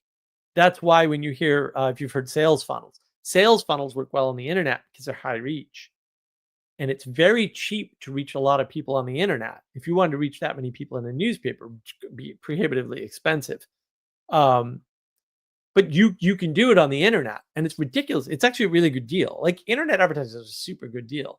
It's just most people use it with a bad marketing paradigm because they don't understand the difference between huge audience and what to do to get the interested ones, weed them out, filter them out, get the interested ones more interested, and the less interested ones get rid of them quickly. Right, because then you're spending less money. As you get rid of more people, you're spending less money. Um, but if you can do that, then, you can make a lot of money because you can reach a lot of people and find very high margin people out of a very big pool, which is what you need to do, right? Unless you're, bespoke. Uh, but there's even funnel strategies for that. But you have to understand all this stuff. I mean, people don't, because they don't comprehend what's happened around them.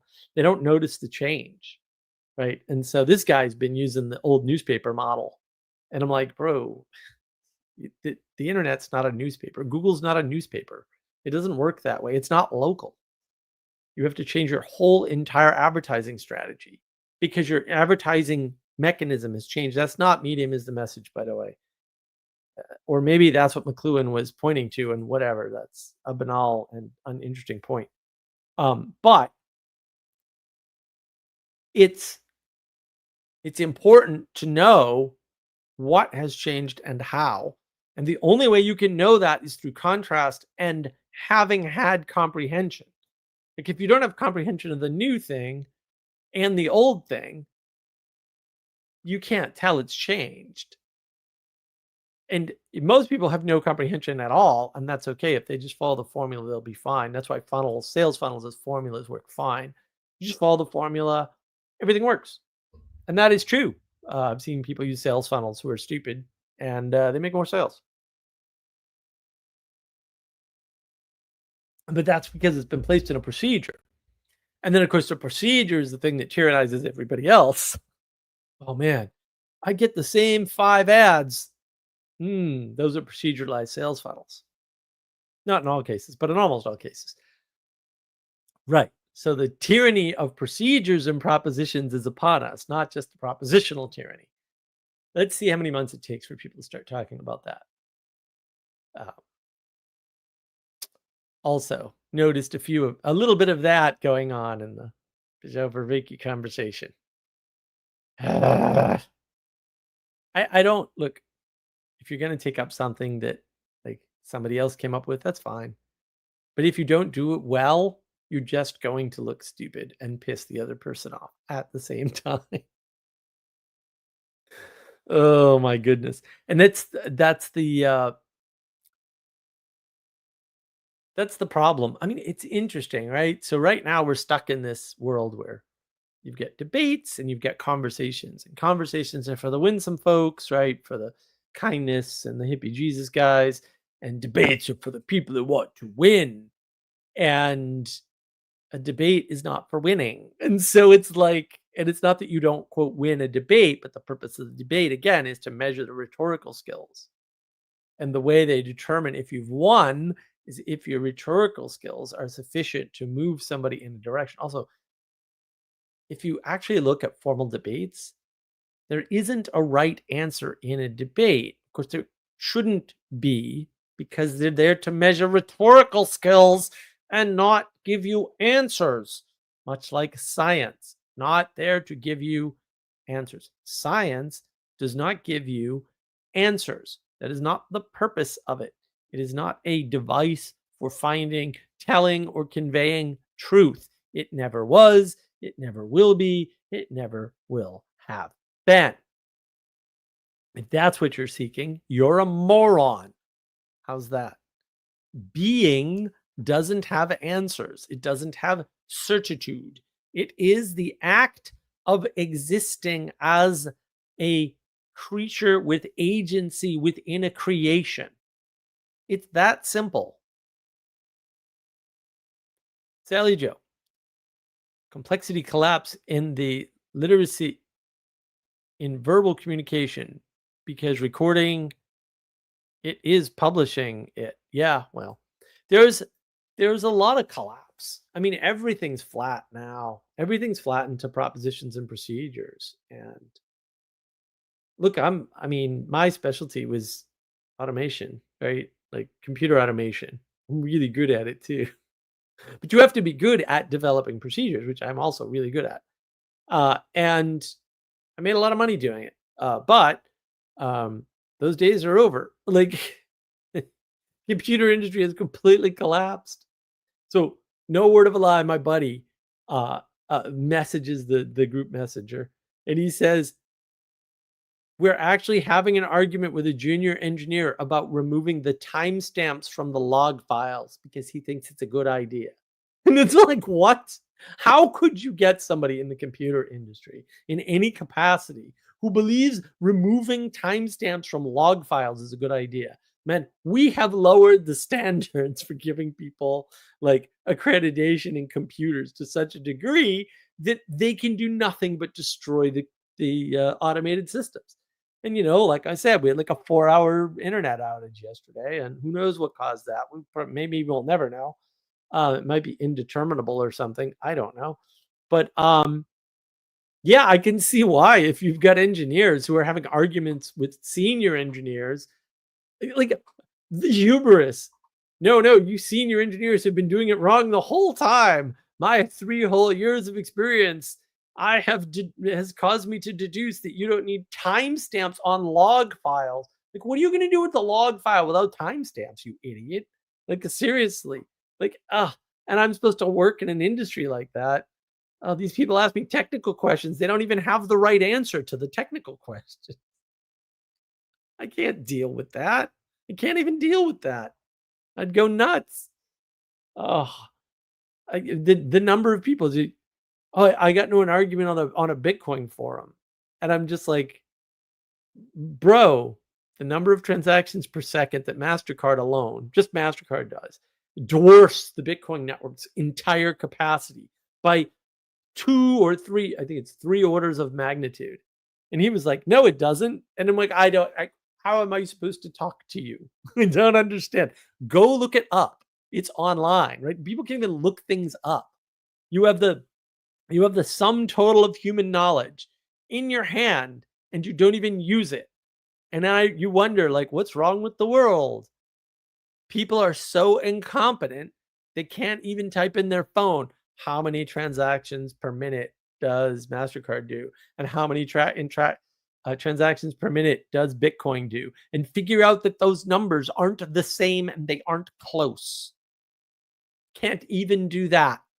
What's wrong with the world? I don't know. Let me puzzle this out. This is going to take some real thought. Let me find some really long, multisyllabic, philosophical sounding words to throw at you, and we'll puzzle this through. I know, we'll do it debate style. Why? Why am I living through this nonsense? What did I do? It has to be reincarnation. I have to have been a horrible person in a previous life to be forced to go through this. And it's all because we've overeducated people who really aren't at that level. And we can't tell the difference because everyone's got big words. They've all got the same 4 big words. Ixnay, the internet was out for weeks last year in the town my parents live in because the longliners snagged the fiber optic cable. Yeah. Well, this was worse. There was I don't know how many outages there were, but apparently there was an IAM Internet Access Manager outage with Google, and there may or may not have been a separate outage with Cloudflare.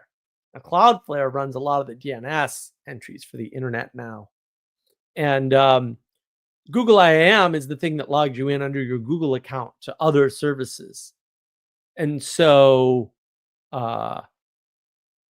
I was getting an argument with my buddy. He's like, that's so they can spy on you. I'm like, no, they don't need that to spy on you. That doesn't help them spy on you at all, actually. It really doesn't. It like legitimately doesn't help them.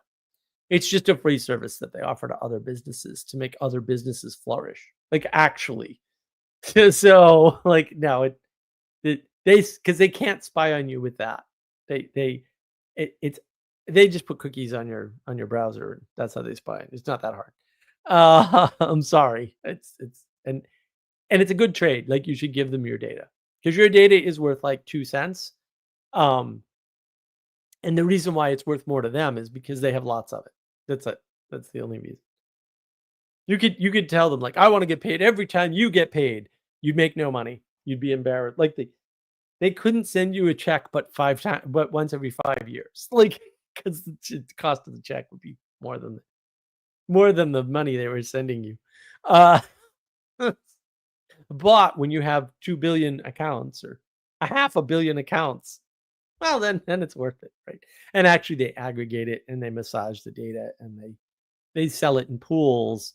And it's the value they add to the data they've collected that they're selling. And that actually is valuable, but you can't do that because you only have access to your data.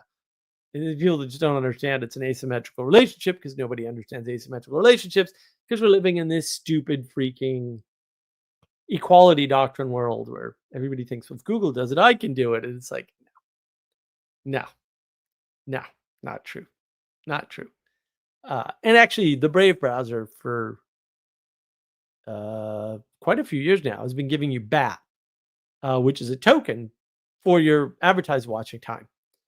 And I think I have $10 in BAT after all these years. So, which is, you take that $10 in BAT, you transfer it into another token and hope that token, 10x's or 1000x's or whatever. And, maybe you make some money out of it. But like that's the strategy. There's no other strategy. There's no alternative strategy. And we're just living in this weird world with people have access to all these terms and they don't understand how to use them or how the proper implementation of them looks and what the implication is of using them.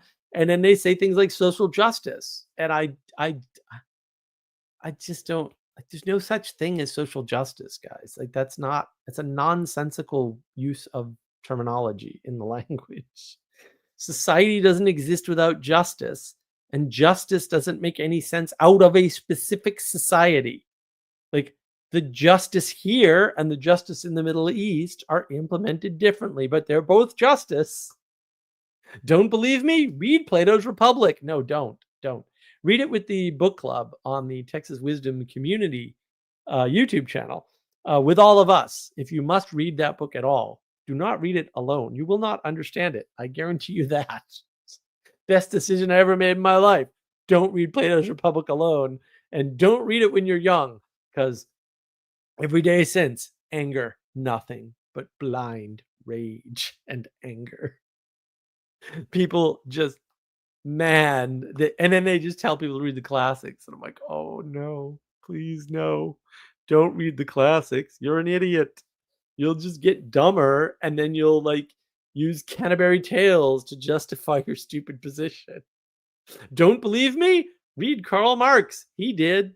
Like, used a bunch of big words to justify an obviously incorrect position by stating a bunch of lies. The good news, people have been saying other people are just lying. I'm like, finally, don't argue with liars. Just say that's a lie and move on with your life. And people will get the message. Oh, wait a minute. Oh, they're just lying. Oh, okay. That makes it easy. I don't have to get in debate with them and try to convince them of anything. I can just say, that's a lie, and move on. I don't have to have a discussion about, the nature of logic and how I proved with logic that your statement's incorrect. Castle. Hey. Long time no see, but last time it was in person. It was a fun time. It was great. You are an insane person.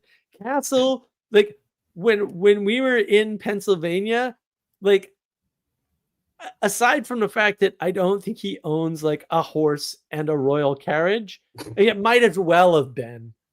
Like, seriously, even though what is it, a Scion or something? Quite comfortable. I get in the back of the Scion. There's like a cooler with drinks and 3 umbrellas because there's 3 of us, right? And like everything's there. I'm like, what is this? This is crazy. This is insane. And you're just drinking. I'm being driven around. I'm like, it's good to be king. It's good to be king. It was a fantastic time, sir. Thank you. I'm so glad you enjoyed it. I mean, hospitality is just so important. Like, and it's such a pleasure to be able to be hospitable. And it's just, the most annoying thing for me is that people just are not my guests.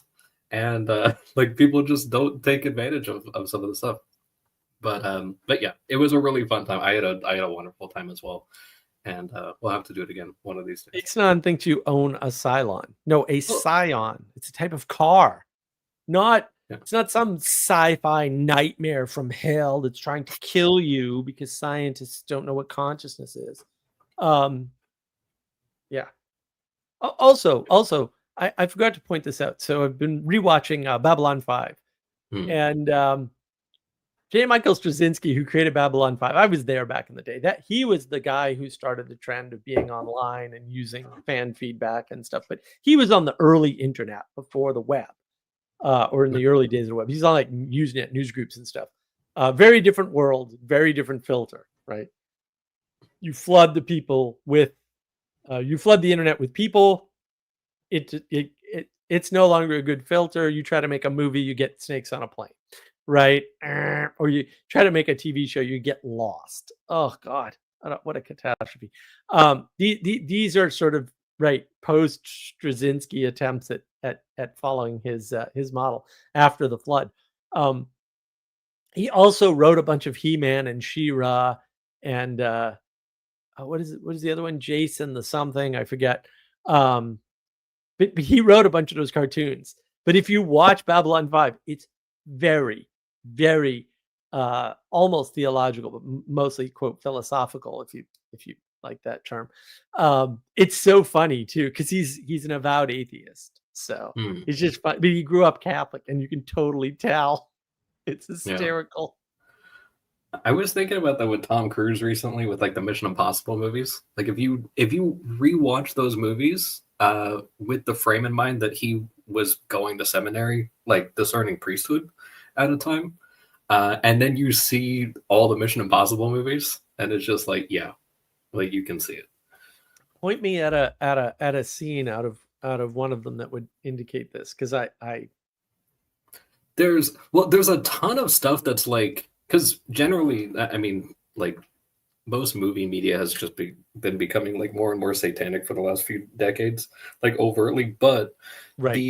but he has like a lot of like religious reference, and there's a lot of stuff of like him going to religious places like basilicas and even the Oh, Vatican and stuff. And it's I like got it. he even I got impersonates a priest at one point. Like he's That's right. actually That's right. wearing, and it's like he's in disguise, right? But like everything Right. is still not irreverent, like actually ever. And then you have the Right. recent movies. I haven't seen this last one, but there's a lot of religious references that are made that are not like degrading or profane. And there's a lot of imagery, like, you know, it's like, oh, you know, the nuclear key is, you know, you got to get like the twin cruciform keys, and then there's an AI that's being run by this like antichrist guy that is worshiping it, and Tom Cruise has to be the guy to save the day. And it's like, it's a little twisted, but there's still a lot of the imagery is all right there, and it's like, yeah, you can't get away from it. No, I see it now. You're right. Yeah, I didn't, when you said it, I'm like, wait, what? And I'm, doing the memory search. I'm like, nope, pattern's not there. But now I got it. I will rewatch it though. That's interesting. Well, those are good movies anyway. They're a lot of fun. Oh yeah, they're really good.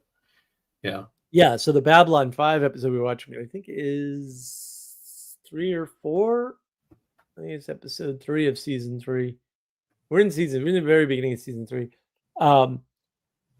The guy is part of this religious order that has come to the station, and they're trying to discover all the names of God. And I'm like, there's the Western Buddhism. And he turns out he was a mind wipe victim because he was a serial killer, or he had killed somebody. So he got mind wiped.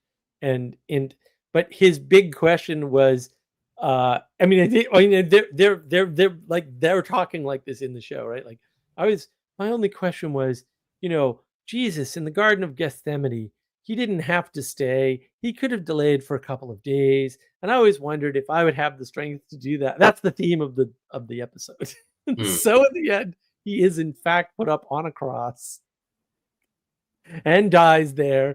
And then his final, statement to the head of the order is, I finally figured out the answer. I would stay. I did it. I passed my own test, sort of thing. And I'm just like, that is so interesting. What an interesting thing. And then Sarah's like, oh, you can tell he was Catholic because, of course, he did the crucifixion thing. A Protestant would never do that. And I'm like, that a girl, Sarah. Now she's seeing it all over the place. I'm like, yep. Because she's Catholic. So she's like, oh no, I see the Protestants everywhere now. I'm like, yeah, once it's pointed out. She went her whole life, never understood. Now she's like, oh, I can totally see this. Yeah. It's been weird, this sort of thing. I only caught like the tail end of what you're talking about. I got actually roped into an interesting situation when I thought I was going to be heading home today. But I'll mention it after. But this thing of people having access to a huge amount of information and then just not doing the research. I mean, that's a theme that's been coming up for me a lot. I mean, especially the last 6 months, but like more intensely the last 3 weeks of just being more and more aware of the sheer fact that, to your point, like you have access to nearly all of, I mean, whatever was digitized, right? I mean, I'm sure there's some really decent stuff that's still just in a written book, like handwritten book somewhere that we're missing out on. But interestingly, there's a ton of stuff that's come onto my radar like the last 2 or 3 months that is all stuff that was in that category of like handwritten, just a book, and then just became digitized and available within the last like 10 years. And there's like a lot of really good stuff that's there. And it's just like, oh man, now there's some other stuff as well that I'm like, I've seen people have all kinds of debates, and it gets all, I mean, if you could call them that, they're not moderated or anything like that. And these people are all arguing over this stuff. And it's like, it took me 5 minutes to find 2 English translations and the original Greek of what this guy was talking about. And I have all the tools available to me to even myself translate the Greek, not as well as a native Greek. I can do it slower and more proximally, because now I have to go and sort of circumambulate the word by finding the 12 billion definitions that the Greek word could possibly have by context, and then try to aggregate that. But even still, like, if I have a certain question of like, oh, these 2 English translations have a little incongruity here, let me delve into that one word. I could spend the 30 minutes to delve into that word and then come to the conclusion. And it's like, yeah, I had that recently, and it's like, this was not ultimately that hard. Like, you know, it didn't take having any sort of specialized training or anything like that to do it. And yet people are like really having a hard time doing this stuff. And I'm just kind of, you know, the reason is clear to me that they're just not putting in the work. And it's not even that much. Right. Well, I mean, I don't think they know how, to be fair. Ixnon, yeah, the personality reset episode, I mean the mind wide episode, but man, you can't do it justice about that, right? Like, that episode is deep, man. And that's the thing. Like, I think, you know, the more I think back on it, it's like a lot of the philosophy that I have, such as it is, although I don't like calling it philosophy, comes from good sci-fi. Like, that's where it all comes from. Because that's what they're doing. They're doing the equivalent of ancient Greek philosophy in sci-fi. It's what it is, effectively. It's the same thing. And the fact that people don't know that is interesting. I was on Clubhouse. A woman, I think she's a professor, Hollis Robbins, used to run this room on Clubhouse. And it was a sci-fi room. And so I regularly made the point, no, our sci-fi is actually ancient Greek philosophy. She loved that point. She loved it. I still interact with her somewhat on Twitter now that Clubhouse is basically dead. But I'd love to go through and like find all the philosophical clips from these shows, particularly Bab 5, Andromeda, and Blake 7, and just put them up, because like some of them are like way deeper than anything these science morons are talking about. It's like it just really highlights, you know, some writer with a bad history, who had a bad childhood, understands these things way better than you and your stupid PhD buddies. So, Sally Joe, you can't discern where to reply yourself. It's crippling nature of boundless opportunity. Yeah, well, Sally, deciding what not to involve yourself in is essential and really hard. Yeah, well, let me ask you this question, Sally. Did people flood onto the internet, or did the internet flood people? Dun, dun, dun. See, now that's a good question of reciprocation. It's not very true, Sally. Yeah. The thing we haven't trained people on, and I think Vervaeke kind of gets at this, is relevance realization. It's like, what's most important in the world? Well, that's a good question. Well, you need comprehension to determine these sorts of things. That's the problem. You need comprehension in order to determine what's relevant and what's not. And that's, to some extent, what navigating patterns is all about, right? Helping you to get the discernment needed to do the relevance realization calculation. It's an interesting thing about comprehension, too. This is something that came up as I was just kind of like pondering a couple days ago. There's this thing of, because a point was brought up to me. It was something like that it's better to understand the things that are beneath you than it is to like love them or like put all of your attention on them. Right. Whereas if you have things that are much greater or above you, it's better to just give your attention to them and not try to completely understand, or rather you can stand under them, right, and understand them, but trying to comprehend something is more like kind of encompass it. And so you can take a little piece, and like similar practicality helps a lot with this, where it's like, okay, I can find a small piece that I can actually ingest, and then I can comprehend that. And that's enough for me to comprehend that I can now interact with this thing at my particular layer. So if it's like an organization or something like that you're in, it's like I don't need to know the ins and outs of the mailroom, and then also finance, and then also the sales team, and like all of these other things. It's like, no, I just need to understand, the mission statement of the company. Maybe that might be like a little bite-sized version of the company I can comprehend, and then just apply that to my station within that. Yeah, you need to know your relationship to those things, but you don't need to know anything more. Right. And in the conversation that I was referencing with Vervaeke and Peugeot and Sam Tiedemann, they were getting lost in it's all relation. And it was like, it doesn't make any sense. Like, no. But they can't go to 3. And in order to do relation, you need 3. Right? You need 2 endpoints and the relation, which is the middle. They can't. John can't drag himself back to the Trinity no matter what. So anything that involves 3, he's out.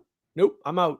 I'm going back to my dualism, and I'm going to say, well, I don't mean to be a dualist, but let me list these 2 things and call them a dichotomy. All dichotomies are dualisms. I don't know what else to tell you about how words work in the English language, but also... It's sad too, because it isn't a new problem, right? I mean, that's like you. Right. This was a major issue with a lot of like the bad Greek philosophy, like the stuff post Plato and Aristotle. Like there was a lot of these guys, and like they kind of really pushed this not being able to count to 3 thing, and that's like you can trace a significant amount of problems back to that, right. Like well over 1,000 years ago. And it's really too bad. Yeah, it's all craziness, and it's all the same hubris. Like, oh, we want to be able to understand the world with this level of certainty, and so what we're going to do is, and it's like, why don't you not do that and save everybody the trouble of creating problems that didn't need to exist? I mean, for Vervaeke in this talk, I'm a little more than halfway through it now. He comes right out and says, well, the problem is that Immanuel Kant said, and I'm like, then don't listen to Immanuel Kant, and then the problem doesn't happen, and now you don't have to solve it. Why is this a difficult formula for people to follow? I don't know. I don't know. Sally Joe, the internet definitely brought the urban to the rural. Yeah, it sure. And the urbanites are still mad, still all mad we can type. Well, that's true. Ixnon, it's okay, Mark. You can get out of the dichotomy by reducing it to 1. Yeah, well, that was the insight that I got listening to Jordan Hall and Peugeot and Vervaeke talk. I was like, oh my goodness, this is exactly what's wrong. He's rejected 3. He won't go to 4. So he's stuck with 2 or 1, but 2 reduces to 0, just like 1 does. So that's why he's talking about the 1 all the time. And it's like, will you shut up about the 1 already? He's trying to hold on to his individualism and deny it at the same time. Oh yeah, that was the other thing. Oh my God, this video is so full of errors. He was describing individualism and called it objectivism. Like he was actually saying, you can't know if, your senses are outside of you or part of your imagination. And I'm like, no kidding, genius. Did you come up with that by yourself? What do you... Were you never 4? Like, I don't understand why you would make that statement. Like, of course not, moron. Like, how stupid do you have to be to point that out to people? Yeah, I'm pretty sure everybody knows that reality is the thing that's outside of you, and therefore you can't know reality for yourself. Why is this a difficult concept? I don't understand. But then he calls it objectivism, and I'm like, that's almost the opposite of objectivism. Something that is right, because they don't use the word independent. Although, to be fair, John occasionally does. He just doesn't like things that you're describing as objective are independent of you. And he's actually used a formula very similar to that in the past, but he doesn't use it consistently. So he doesn't even see that he's doing it. And I'm like, John, please, why do you have a PhD? Like, what is wrong with your brain that you can't puzzle this out? This isn't even hard. Every child figures this out pretty quickly, and you like can't deal with it because you got sciencey language in the way or something. I don't understand. I don't understand. That's something that really kind of pushed me away from. I mean, even within like the religious sphere, like a lot of the popular speakers, I don't like reject them as human beings outright, but I just don't have time for the stuff that they talk about, because I see these guys will often bring up that you can tell that they spent a lot of time studying stuff, so they want to draw from that wellspring of information that they have, Right. rather than Right. completely cut it off and just say like, oh, you know what, that was kind of like a rocket stage, and we can just Yep. drop that now. Like, we don't need it. It's dead weight. It got me Right. to a certain point, and that's fine. Replace it with better stuff, or Right. maybe don't even bother replacing it. Just foster the stuff we have, and then just do that. And I see that all the time where I'm like, I can't, I just can't intake it anymore. Like, I wound up having to drop a lot of people, even on my YouTube subscriptions and stuff, because I was like, no, they're mentioning a bunch of people that are, you know, self-proclaimed philosophers, or they're mentioning a bunch of stuff that is like, you know, pop sci and that type of thing. And it's like, no, sorry, like, if you can really delve into that. I get that there's people that buy into that, and there's a certain audience where you can kind of on-ramp them or whatever, but it's just like, there's a certain point where you have to kind of let that go. And and maybe that's that person's like layer of, you know, like mediation, and like it just makes sense, like that's part of the work that they're doing. But I know you've used the line before of like the actual Buddhist mentality is like, if you run into the Buddha on the road, you run him over and keep going. Yeah. And it's like, yeah, it's kind of that, where it's like there comes a certain point where it's like, and that's the other thing too. Like, there's nothing wrong with 7th grade teachers, but when you're done with 7th grade, like, you don't need to go Exactly. back. Like, that's just well said. So Well said. So for that and reason, that's why, like, I don't dislike these guys. It's just that I'm not in that class Right. anymore. Well, and they think you can graduate people through the system, right? Mhm. And the problem is, you know, as much as I like Peterson, he's sitting there at once saying, well, yeah, you know, the original education system was designed to train people for factories, which again, all right, dude, but you know what? You didn't live in the Austro-Hungarian Empire. So while that was true there, you didn't live there. So that was never true in the US. I'm sorry. Now, is it a fair point to say a bunch of people copied Otto von Bismarck's wonderful ideas? Because some of his ideas were wonderful. Also, he destroyed the world. So, video coming soon with Adam. Yes. I've always wanted to do that video anyway. So now's our chance.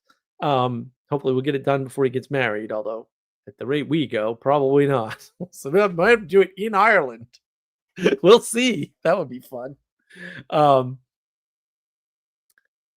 We did copy some of that, but some of his stuff is useful. But like, that is a European attitude towards education, not an American one. And we just read too many Charles Dickens novels and thought he was writing about the US, when in fact the US did none of those things. None.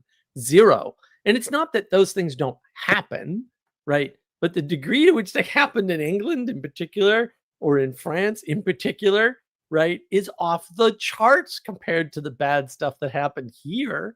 You know, they talk about like, oh, the mistreatment of the natives. And I'm like, bro, let's not get started. Okay. Like, well, it's been coming up a lot too with slavery, right? Everyone's like, yeah, the US was 1% of the slave trade though, guys. So can we maybe focus on the 99 in this case and not the 1?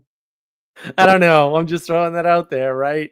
Or maybe just shut down the Libyan slave market that got reopened as a result of evil people that we still aren't calling evil and jailing immediately, even though we really need to do that. Do you hear me, Trump? Do you hear me? Lock her up. Anyway, Getting back to the live stream. Yeah, I mean, ultimately, there was some copying, but we never had the Otto von Bismarck schools. Like, we didn't have the Austro-Hungarian Empire, the Prussian Empire schools. We didn't have them here. That didn't happen, right? And to the extent that it did, right? I mean, it's nothing compared to. Let me introduce you to the continent of Europe, my friends, where everything you think is bad in the U.S. was a billion times worse there with fewer people because all the countries are tiny. Yeah. So yeah, it's just it drives me nuts. It drives me completely nuts. I'm like, no one knows any history at all. Like, we might as well pretend like no one's been trained in any kind of history. Yeah. And that's another thing to, well, I mean, I think I probably already made this point, but I think on the history line of reasoning, like, it used to be very difficult to get access to certain volumes of history and you know, get different perspectives on particular things. But again, now, like, you really do have access to so much that there's almost, oh, nice. Yeah, you gotta like attach it to the fell IPs asleep or on something. my shoulder. She fell Oh. asleep on my shoulder. So Nice. she just couldn't stay awake, Castle. We've got to build her up. Don't worry. Yeah, no, fair enough. Yeah, She was there in the beginning, though. She was there in the beginning. Gotta get her sea legs. Yes, exactly. Yeah. It's so ridiculous. It's your fault, so yes. Yeah, well, of course it is. Santa bag and all. Oh my gosh. That Santa bag is gonna have to be like a recurring thing. You know, I just found out about piñata grams. So have you heard of this? What? Piñata grams. So you know how people send like cookie grams or whatever? Like, you can actually just flat out send somebody a piñata, like, wherever. And yeah, That should be illegal. Well, it's for now. It's not, and I'm on the loose. It should be illegal simply because you exist, and that is something you will do. Yeah, I'm gonna that alone justifies its illegality in the world. Yeah, I'm gonna go broke investing into piñata gram futures. Oh my goodness. Yeah, it's so ridiculous. I have it bookmarked. I'm totally gonna do that to someone. But it's cheap too. It's only like $20 or $30.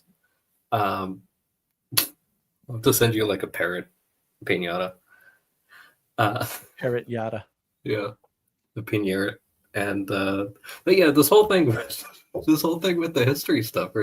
I was thinking about this. I was like, gosh, you know, there's all these people that used to have, especially like big feuds and stuff like that. You know, these countries that would have these huge disagreements and everything. And then it starts to come out where it's just like, oh, it actually wasn't really the information, was it?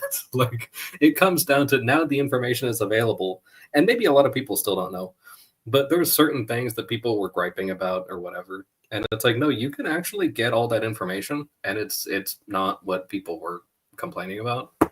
Right. And like, you know, not to like belittle the thing, but it's just information is so readily available now that actually a kid with the tablet could easily find this. Right, but the problem is, if they don't have proper comprehension, they'll call themselves an agnostic atheist. Like I went over earlier in the stream, which cannot be a thing, and they don't know that. And I think that is the problem, though. It is this misunderstanding or misapprehension of history that allows you to not comprehend. So you have the biggest vocabulary in the world, and you're just throwing words around and like harassing poor old Dr. Peterson, who is not prepared, you know, at all. And like, shame on him. He should have been more prepared. There's no question. Like, there's no winner. That's the other thing. We're living in a world where it's this side won or that side won. And no one's considering, no, nobody looked good here.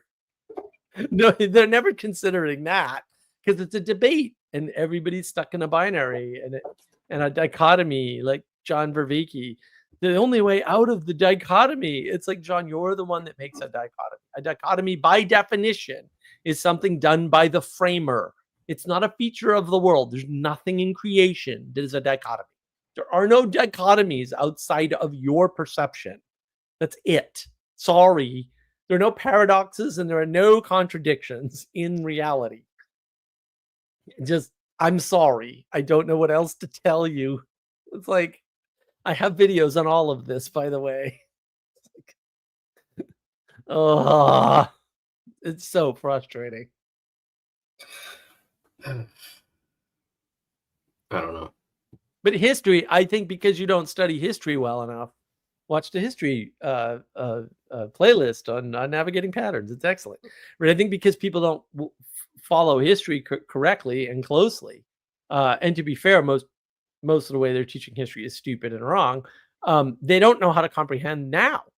Because how do you know how the world's supposed to fit together? I don't know. Let's go back and see how it fit together before. Yes. And then you won't make stupid statements about Immanuel Kant. And like, you do know that the whole world that Immanuel Kant built his retarded philosophy on, that's wrong, by the way, was built by people who didn't have that philosophy because he wasn't born yet, right? And therefore, you don't need it. Like, it's not that difficult. Right? It's literally not that hard. But yeah, I mean, yeah, I don't know why everyone's I don't know why everyone's confused about this stuff, but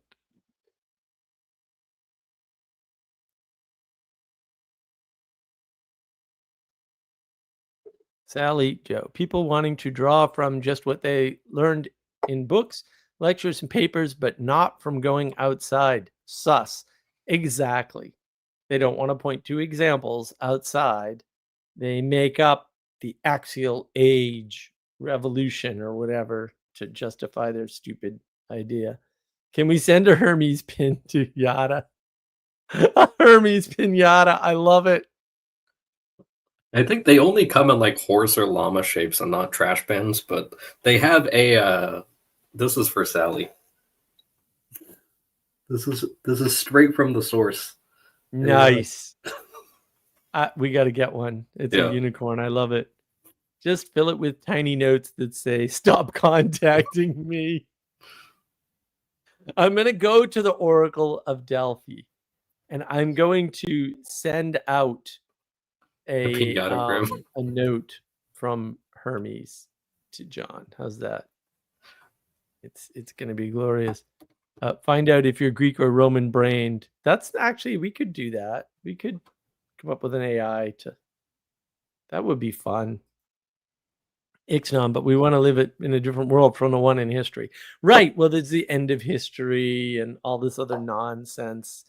And yeah, I mean, I covered some of like the whole World War II, the whole myth of World War II that I covered in the live stream a few weeks ago. Like that, man, that's a whopper. I got to do a blog post for that one too, but like that's a whopper. It's like, you know, oh, we went to the war to stop the ovens and the genocide, and it's like, man, do I got news for you. Wait until you find out the truth. It's like you're going to be terrified. Very, very terrified. So, yeah, it's not pretty. It's not pretty. The two brothers, I think, escaped from the camps early on and like went to all the European countries and saying like, no, we saw firsthand. This is what they're doing. They've got ovens and they've got these showers with poison gas, and no one believed them. It was like, what? Nobody believed them. It was, and they eventually made it to the U.S. where they were also not believed. It's a mess. That actual history is a complete catastrophe. And then you just, yeah, well, because you don't understand hierarchy and you don't understand, like, by necessity, they have to tell you things that are not the same things that they know. They have to. Like, that's true everywhere. Right? Like when I'm dealing with software engineers, I can't explain to them an architecture that is beyond their understanding as a justification for why they need to code a certain way, because it's beyond their understanding by definition. And so you can't do that. And they don't understand any of that. And that means you need to get a different message, right? So Sally Joe, we can send the unicorn one to Dr. Peterson and just put in it. Why you neglected me? Yeah. Why did he neglect you? It's just Mhm. and I feel bad for Peterson because they did definitely, like, the producers almost certainly hijacked it. And I don't know if it was the producers of the show or his producer, right? Because somebody's handling him. But it doesn't matter. Like, he got used by someone, and then he was just totally unprepared for the type of argumentation that you find on the internet every Tuesday or Wednesday or Thursday or Friday, like, every 10 seconds on the internet, right? He was unprepared. And I don't blame, like, it takes prep to be on the internet and have discussions like that. Like, they're, the Reddit style battles for supremacy of facts.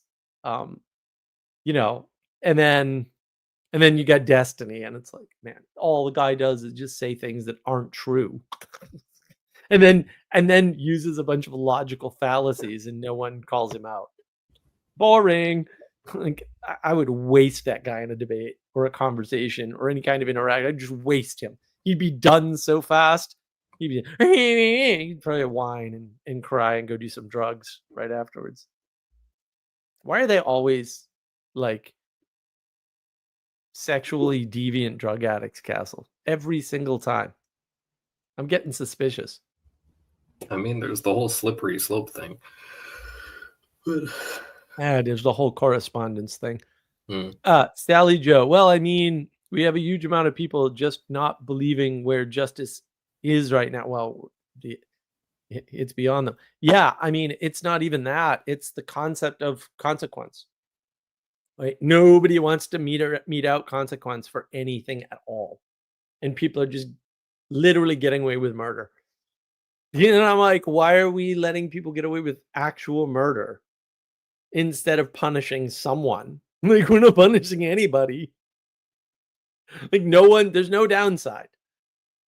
I mean, people have been stabbed in public and admitted it and bragged about it and not even gone to jail. I'm like, what the hell? What is happening? And then, at the same time, everyone's like, Plato's Cave is a heroic story about breaking free. And I'm like, what book did you read?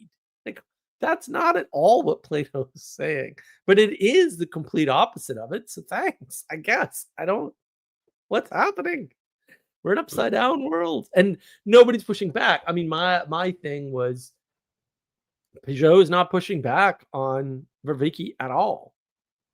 And I'm just like, bro, what are you doing? And it's weird too, because like, I worked with the Vervicki Foundation. Like, the Vervicki crew that follows Vervicki is never going to the symbolic world ever. They don't even understand it. He's getting none of them. None of them are going to go to church. Like, none. You zero converts. You're going to get zero converts out of this effort. John isn't any closer, even though they think he is. Like Peterson, they're like, Peterson's one fact away. It's like, no, he's not. He's not even close. What are you talking about? These guys are never going anywhere near a church. It's not going to happen. That was the thing that concerned me. So here's the thing. So I'm looking forward to when you start running the 12 rules for life thing, but I really think, oh, very nice. But I do think for sure that I went through, and I'm good at retaining audiobooks, so I listened to the first 2.5, 3 hours of 12 rules for life, and because I had gone through it way back, and I was just like, man, all of the issues that are like appearing now, it was all there. Right. And I was just like, oh man, like I didn't see this because I didn't have access to the stuff that was after this. But looking at all the stuff, he winds up going in a very, like his lectures in a very roundabout way of coming back to the things. But I was like, oh, you could actually really slice like 90% of this off. It was good and entertaining and everything like that at the time, and some of it is useful, but I did see like, oh yeah, there's a lot of this is kind of a justification for the rule itself, right? But not totally necessary. Like, the rule itself was good, but it's just the way that the sort of post hoc rationalization about why it's a good rule was just, it's kind of exhausting to go on that journey. if you're living in a world where personal comprehension is required, what Peterson's doing is giving you the tools to comprehend the world. He's stating the rule and then showing you the comprehension, how the rule conforms to the world, right? And giving you that skill. And of course, that's going to work for a very small number of people, right? Now, when you have an internet audience, that's a lot of people, right? It's just still a small percentage of your audience. Now, when your audience is huge, a small percentage of your audience could be 1 million people, man. That's not that hard. And so that's good, but people don't understand that. But then the rest of the people, because they don't have submission, that's not enough for them. But we did that to them. Like we did that whole, no, privilege your personal private perspective over what somebody's telling you. Like don't believe the guy up there talking about the book. Like read it for yourself. And it's like, you're retarded. You can't read that book and understand. You're gonna read Moby Dick by yourself. Is that what really? You're gonna miss almost everything in that book. Like, I'm sorry. You're gonna miss so much of the richness and fullness of that book if you don't read it in a book club on Father Eric's channel, for example, with us. You were in all of them, right, Castle? You and me? I think we made all of them, right? I'm pretty sure. Yeah. That was really good. I enjoyed that a lot. Yeah, but that's real comprehension. I mean, how do you comprehend a book that's smarter than you are? Because it definitely is smarter than any of us. It's still smarter than all of us combined. You do it in a book club. Like that's how you, right? Yeah. I mean, you're not going to comprehend things that you can't comprehend without other people. That's just never going to happen. And a book is not another person, right? It's something underneath you. It may help facilitate your comprehension of something, maybe, but it's way easier if you have distributed cognition, which is what frustrates me about John Vervaeke. It's like, bro, you've got distributed cognition. Why don't you understand the implications of this? And he just flat out does not understand the implications of the stuff he's talking about. And it just freaking, it's frustrating. Peterson has to frame the rule materialistically. Well, yeah, he has to show a material cause, right? But he does, and no one else does. Like, I was skimming over the book. I'm not going to reread it until we do the book club in 2 weeks, about 2 weeks, probably Saturdays, probably, but about 2 weeks. And if anybody has any suggestions about times and days that work for them, go on the Discord server and let me know. But there's more stuff in there, and it's framed better than I remembered. And I think a lot of that is because Peterson has it better than Vervaeke and always did. And Vervaeke goes deeper on certain core issues, but Peterson's a pragmatist at the end of the day, and he's just got it right. Sally Joe, a lot of Dr. P is touching the thing back to ground over and over. Yeah, I mean, he's really tying things together, though. I mean, he's really doing live comprehension for you. And individualism. Yeah, excellent. Look, Peterson's got his flaws, and one of them is individualism. That's for sure. That's a big flaw. And that's why he doesn't have a bigger audience. Or he's not able to convert more people in the way that the evangelicals all seem to think they can. Of course, all of them are terrible, and so there's no threat there. Like they ain't converting anybody. They think John Vervaeke's an upgrade. I got news for you guys. Boy, not an upgrade at all. That crew was, well, I mean, they were so arrogant on the Vervaeke Discord server. It just got to the point where it was like, whatever, you guys suck, and you're never going to change, and that's fine, because it's not my job to change you. It's my job to offer you the opportunity to change. It's not my job to change you. Those are different things. There's always a third thing, Castle. Everybody misses that too. Like, that's one thing I've noticed. Like, nobody gets it. People are very much like, well, you didn't succeed, therefore you failed. And it's like, there's a difference between never trying and failing, which is now not your fault, by the way, ever. Like, oops, right? because not trying is your fault. That's your responsibility. But trying and failing, that's not your fault. That's the other person's responsibility now. And people don't get that. Like, they don't get the difference. It's like, oh my goodness, these things are so different. But, you know, we're living in this weird flat world where people have big vocabularies and no idea how to use them correctly. It's just horrible to watch. It's horrible. Yeah. And I think a lot of it is also this. I mean, one of the framings that I saw a lot in school was the whole critical thinking thing. But it's just Right. like, oh, all of that stuff is, it's individualistic. I'm the one that is being critical or cutting, because that's really what that is. You're just dividing. Right. But it's like, oh, this is the primary frame that I'm being given, is that I need to be critical. And then ultimately it winds up kind of reducing to it. It's interesting because it does wind up reducing down to 2 and then down to 1. And then you have this whole thing of like, oh, okay, so this person is presenting information to me, and then now I'm setting my critical thinking against it. And now I have to like put a block, and then now I have to dissect the whole thing. And then I have to decide whether or not this thing was good or not. And then ultimately it's just like, oh, well, I'm just projecting whatever my stuff is on top of this. And if it doesn't meet what I'm looking for, then I just throw it out. And then it's like, there is your reducing down to 2 and then down to 1 and then basically 0 at that point. Right. Well, then the worst part is the original use of critical thinking fixes all of this. And it's like the easiest fix that's ever been implemented in the whole world. Critical thinking only ever applies to your personal thought and never outside of it. But in other words, the only thing you critique in critical thinking is your thought. Period. End of statement. Now critical thinking becomes super useful. Yeah. Unfortunately, it requires this thing called humility, which is an unknown word in recent times. In the past 30 years, we have lost the idea of humility, and therefore critical thinking has become about everybody else and not me, which was exactly the opposite of its intent. Fantastic. How to ruin the world. It's unbelievable to me.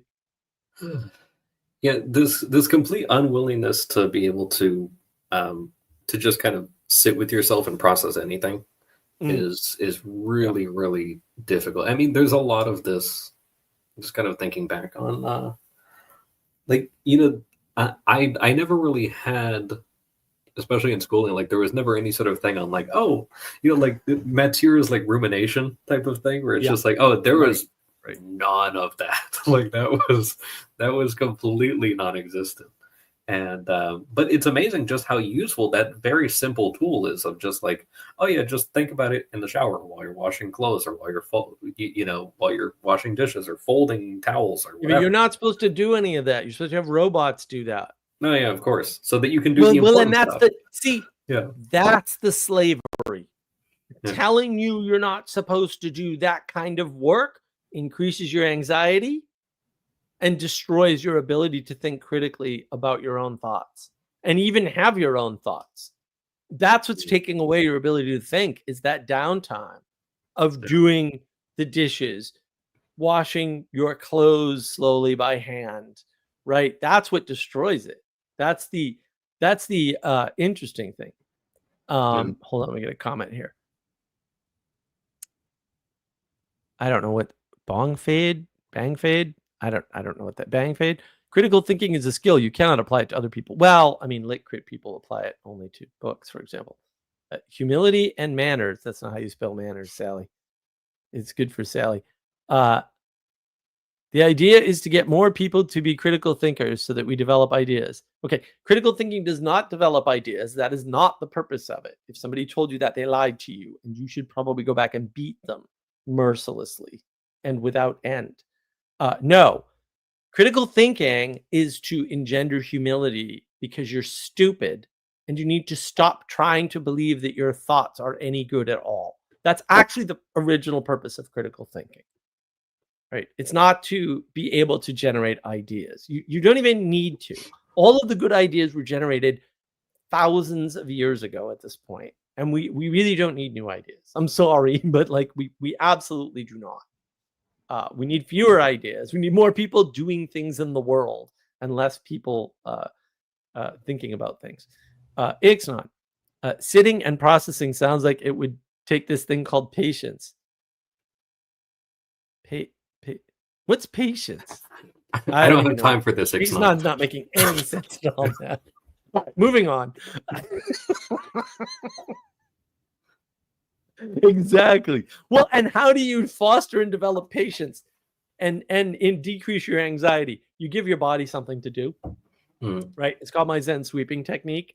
I used it years ago to cure my anxiety. Well, not cure my anxiety, but treat my anxiety. And like actually grab a broom and sweep the floor, whether it's dirty or not, over and over again in a very regular motion. It will calm your anxiety right down, right? Why? Well, give me the neuroscience explanation, Mark. Yeah, sure, no problem, dumbass. Of course I have one. Here you go, mother. It's like, because your body signals your brain, and when your body's in muscle memory mode, you get calming signals from your body back to your brain, and that cures your anxiety basically, or at least treats it in the moment. Done, done, done. Look at that. Huh? Done. Better science than they can do. Sally Joe, if we could get a semblance of them. Yeah, well. Lawn mowing is the best thinking time. Exactly. Yeah, mowing the lawn's great thinking time. Right. Now. So questioning the self. Yeah, questioning your own thought. Critical thinking is you are critical only of yourself. That's what critical thinking was originally supposed to be. And that is the only possible good use for it. All other uses for it are negative. Do you believe that people should approach books critically? No, I believe people should stop reading books and burn almost all of them, except this one. Don't burn this book, because Castle went through a lot of trouble to make it happen. Unless you plan on replacing it after you burn it. You can do that. Burn all you want, just buy more. There you go. That's a good plan. I like that. No, I mean, you approach books with a book club. I mean, watch the book club of our book club on Moby Dick on Father Eric's channel. I should get that link. Or watch the Texas Wisdom Community has a book club, or you can watch on Navigating Patterns. You can watch the Language of Creation book club. And then you get to see, I mean, they're all different too. They're all pretty differently done. But you get a sense for distributed cognition, how to use it, the advantage of different perspectives on a book, on a section of a book even that you're also reading, right? Like that's actually really important. Is that once you get that, it's almost magical, right? Like it's almost actually magical. But once you have it, you can do so much with it, right? You can do a lot with it. And that's how you learn how things work. That's how you learn all the things you don't know, right? I learned from things that were in the Republic and things that were in Moby Dick that I didn't see when I read it. And the way I did that was either Father Eric or Castle here or somebody else showed them to me because they did see it. And hopefully, I did the same for them. Hopefully. And if I did, that's amazing. Right? And it also spawned adventures. So because of that book, I went to the New Bedford Whaling Museum, which, if you haven't been, is actually far better museum than I could have anticipated. It's phenomenal. If you're out there, yeah. I mean, the power of what Dr. John Vervaeke talks about, distributed cognition, is unbelievable. But you only get that when you work in cooperation in a group. In other words, there's no opponent processing present. Which why John brings up opponent processing, I will never understand. I'm like, bro, you just have like a rebellion problem. Like everything for you needs to be fight, fight, fight. And then they go, I don't understand why we can't have nice things. Because you keep fighting. Like, that's why. You're why we can't have nice things. Why don't you cooperate like Castle does? And then you get a beautiful book. Sally Joe, no, if they pay us, they can burn it, right? So Sally Joe's on it. So you kind of might say that ideas are best developed in groups. Yeah, yes. Groups of people are smarter than individuals. This is kind of what I've been trying to explain to the Bitcoin bros. I was like they don't seem to understand. They're like, now we're the bank. And I'm like, power comes at four, but 3 different rates. The rate that's the cheapest for you is called the industrial rate. You know how much money you need to have to qualify for the industrial rate of power, but you will never be able to mine Bitcoin as cheap as somebody who's getting industrial rate power, ever. Because industrial rate power is cheaper than self-generation per kilowatt, last I checked. That might not still be true, but I think it is. So you'll never compete with those people. In the same way that if you read Moby Dick by yourself, you'll never get more out of Moby Dick by yourself than you will with a group of people. Like it's not impossible, but it's so unlikely. It's not worth thinking about. You'll never get as much out of language creation. And Mitchell actually saw some of our episodes, by the way. He was like, thanks for doing this. And I was like, well, A, I didn't do it, but I'm honored that you watched any of it. That's amazing. You'll never get as much out of another. You won't. I'll just tell you right now.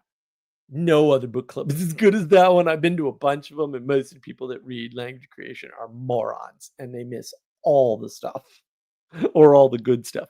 So, and also it helps to have techniques. I mean, the nice thing about the language creation book club, which is on Navigating Patterns, you can check it out there, is that Manuel does such an excellent job of setting things up and framing them and giving you that. Like, we make the space for the time to integrate, which is a trick that we learned on the Vervaeke server 5 years ago now.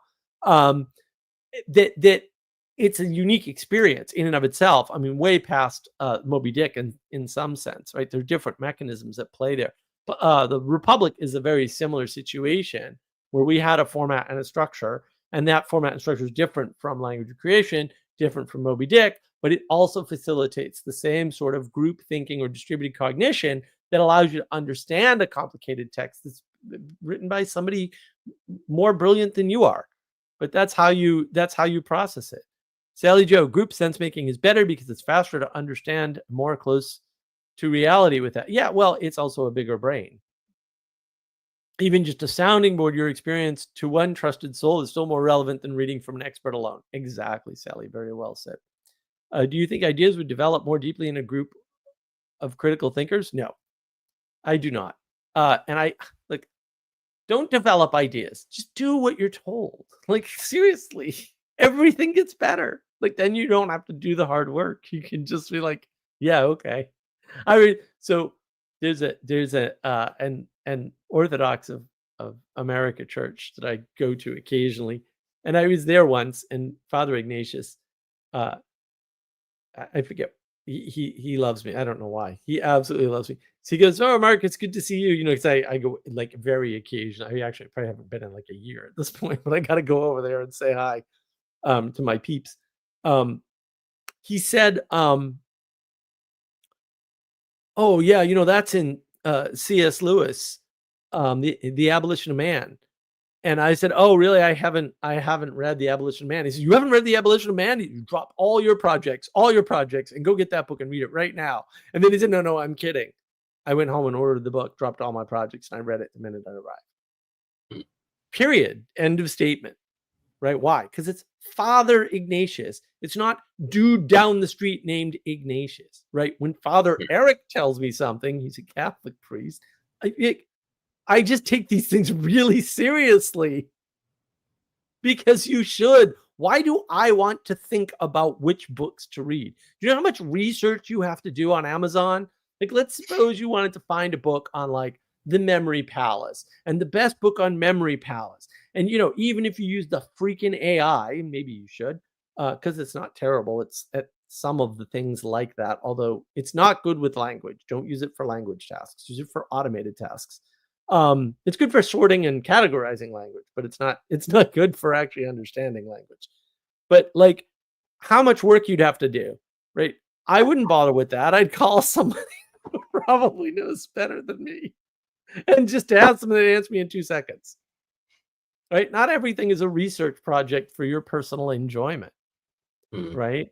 And why do you want to like imagine if I had to think about all the things that you guys told me during the Moby Dick book club. Why? Why do I want to waste my brain power on that? Like, that's ridiculous. You already thought about it. You already saw it. Why do I need to reduplicate the work? It's a waste of time. And that's assuming I can. It's why? Why can't you just receive a gift given and enjoy it? Now, to be fair, I need to reread The Abolition of Man because C.S. Lewis is really hard to follow, and that book is crazy. But I will. It's short, so I'll get to it someday. Sally Joe, intentional thinking is probably more useful. Yeah, exactly, Sally. Directed thinking is more useful. Like you have a goal, right? You want to make sure the goal is worthy, right? And there's various ways to do that, right? Like sit down or go grab a broom, do some Zen sweeping, right? And then consider, is the goal worthy? Because when you engage your body when you think, you get different results than if you're not engaging your body when you think. People do this all the time. They're like, oh yeah, I had shower thoughts. Yeah, what the hell do you think that is? Like, what mechanisms do you think are at play there, my friend? You're moving around, hopefully, scrubbing your body. Hopefully, don't tell me if you don't. I don't want to know. Soaping up. Hopefully, use soap. Please use soap. Anyway, you're moving your body, right? There's a lot of physical touch involved, right? There's all kinds of stimulus. You have a plan or a semi-plan or whatever. I mean, I could just sit under hot water raining down on me from above for hours. I don't, because I know I'm a glutton and I'll stay there for 6-8 hours. Wrinkle my body right up and not even care. So I don't do that. But you should see me at the hotels. It's like, man, if we're not leaving right away and I'm at a hotel, I'm just in the shower way too long. But like, thoughts come. Yeah. And they come as the result of your physical interaction. And those thoughts are of a different quality than the thoughts that come in other circumstances. Who should I listen to? Well, see, now that's the best question anybody could ever ask. Fantastic, right? That's how you know you've gotten to the pinnacle, right? The important thing, the most relevant thing, is who to listen to about what. And if your brain power is all put towards more fancy words that no one's ever heard of and aren't in the common parlance, Greg, I'm still pissed at Greg for that move. That was such a disingenuous, stupid move. Still would have Greg on. Would love to have a chat with him because when he's not on Jubilee, he seems quite intelligent. I don't know what happened to him on Jubilee.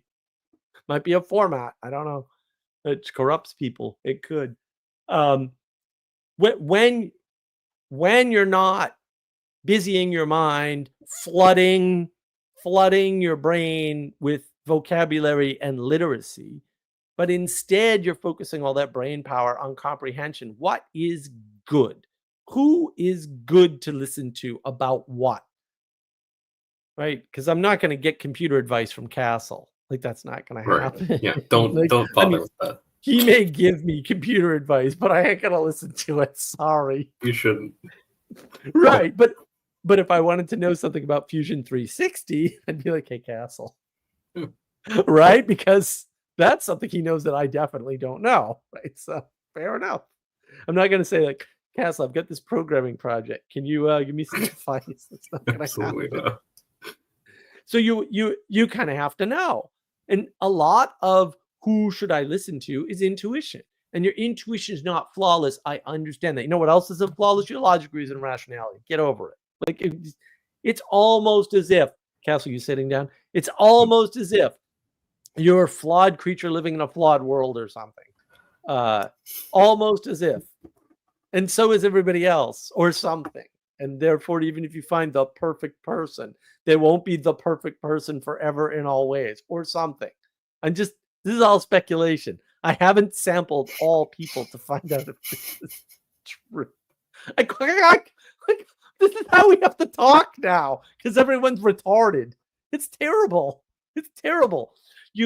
Look, I listen to people who have been raised up spiritually, like Father Eric and Father Ignatius, about these things because, right, they have been raised up by others. And I go, well, I guess I got to trust that. I can't trust how do you know if someone is smarter than you? This is the whole problem with academia, right? Well, Immanuel Kant was really smart. How do you know that? Because every time I engage with like Immanuel Kant or Heidegger or even Nietzsche, I'm like, these guys are stupid. Why did anybody ever read their books? And even Peterson hints at this with Lacan. He goes, well, I can't even understand Lacan. Right? But the obvious conclusion is not, I can't even understand him. It's that guy's an idiot. Like Karl Marx. Just read some Karl Marx. He's clearly stupid. I don't know what else to say. He's clearly a moron.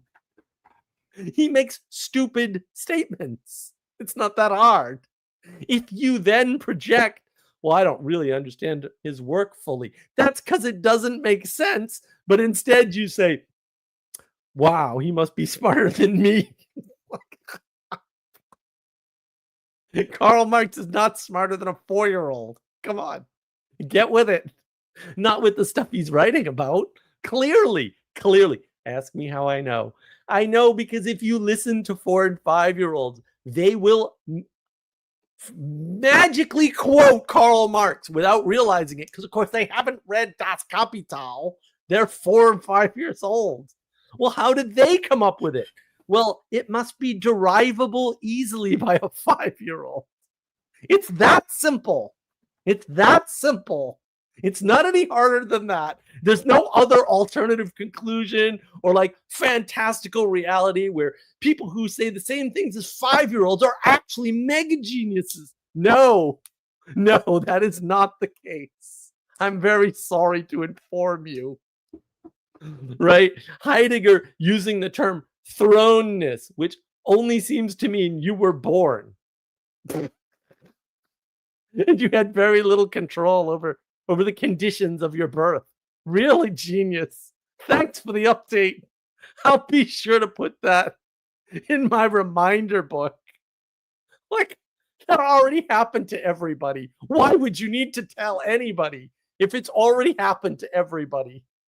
It's like saying, in order to live, you must breathe. Now I can start a church, Castle. Everybody thinks I'm brilliant. Like, why? Why am I living in this world? This isn't that hard. These people are morons. Oh, Nietzsche's worse too. Uh-oh. We got trouble. Hey guys. Hey, Sally. How's it going? It's going. Who should you listen to, Sally? And about what? That's very hard. The people who are touching the thing. Oh, I like that. Yeah, the people that are engaged in the thing, the people that are participating with the thing. So, like, if you're choosing between experts, a doctor who's seeing patients versus a doctor who wrote a theoretical paper about seeing patients, no matter how many papers they've written, right? Yeah. And if you're talking about your lawn, the guy currently caring for lawns, no matter how many EPA experts have how much science about this. And like, if you're talking about how to redo your deck, a guy who's recently redone his deck versus all the legions of all the people at the Home Depot who are not actually sorry, one second. No, I got it on my phone, Sally. How to redo your deck? I mean, I can just type, the AI knows.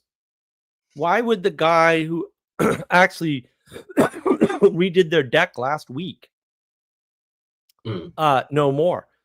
You have to develop your personal reasoning and rationale. No, you don't, actually. You have to develop your intuition for who to listen to. Your intuition is based around how you act and participate in the world. It has nothing to do with your thoughts in your head. I feel like I use my critical thinking to discern which sources and authority are worth my time. Yeah, none of them. That's done. Boom. Look at that. Didn't take any critical thinking at all.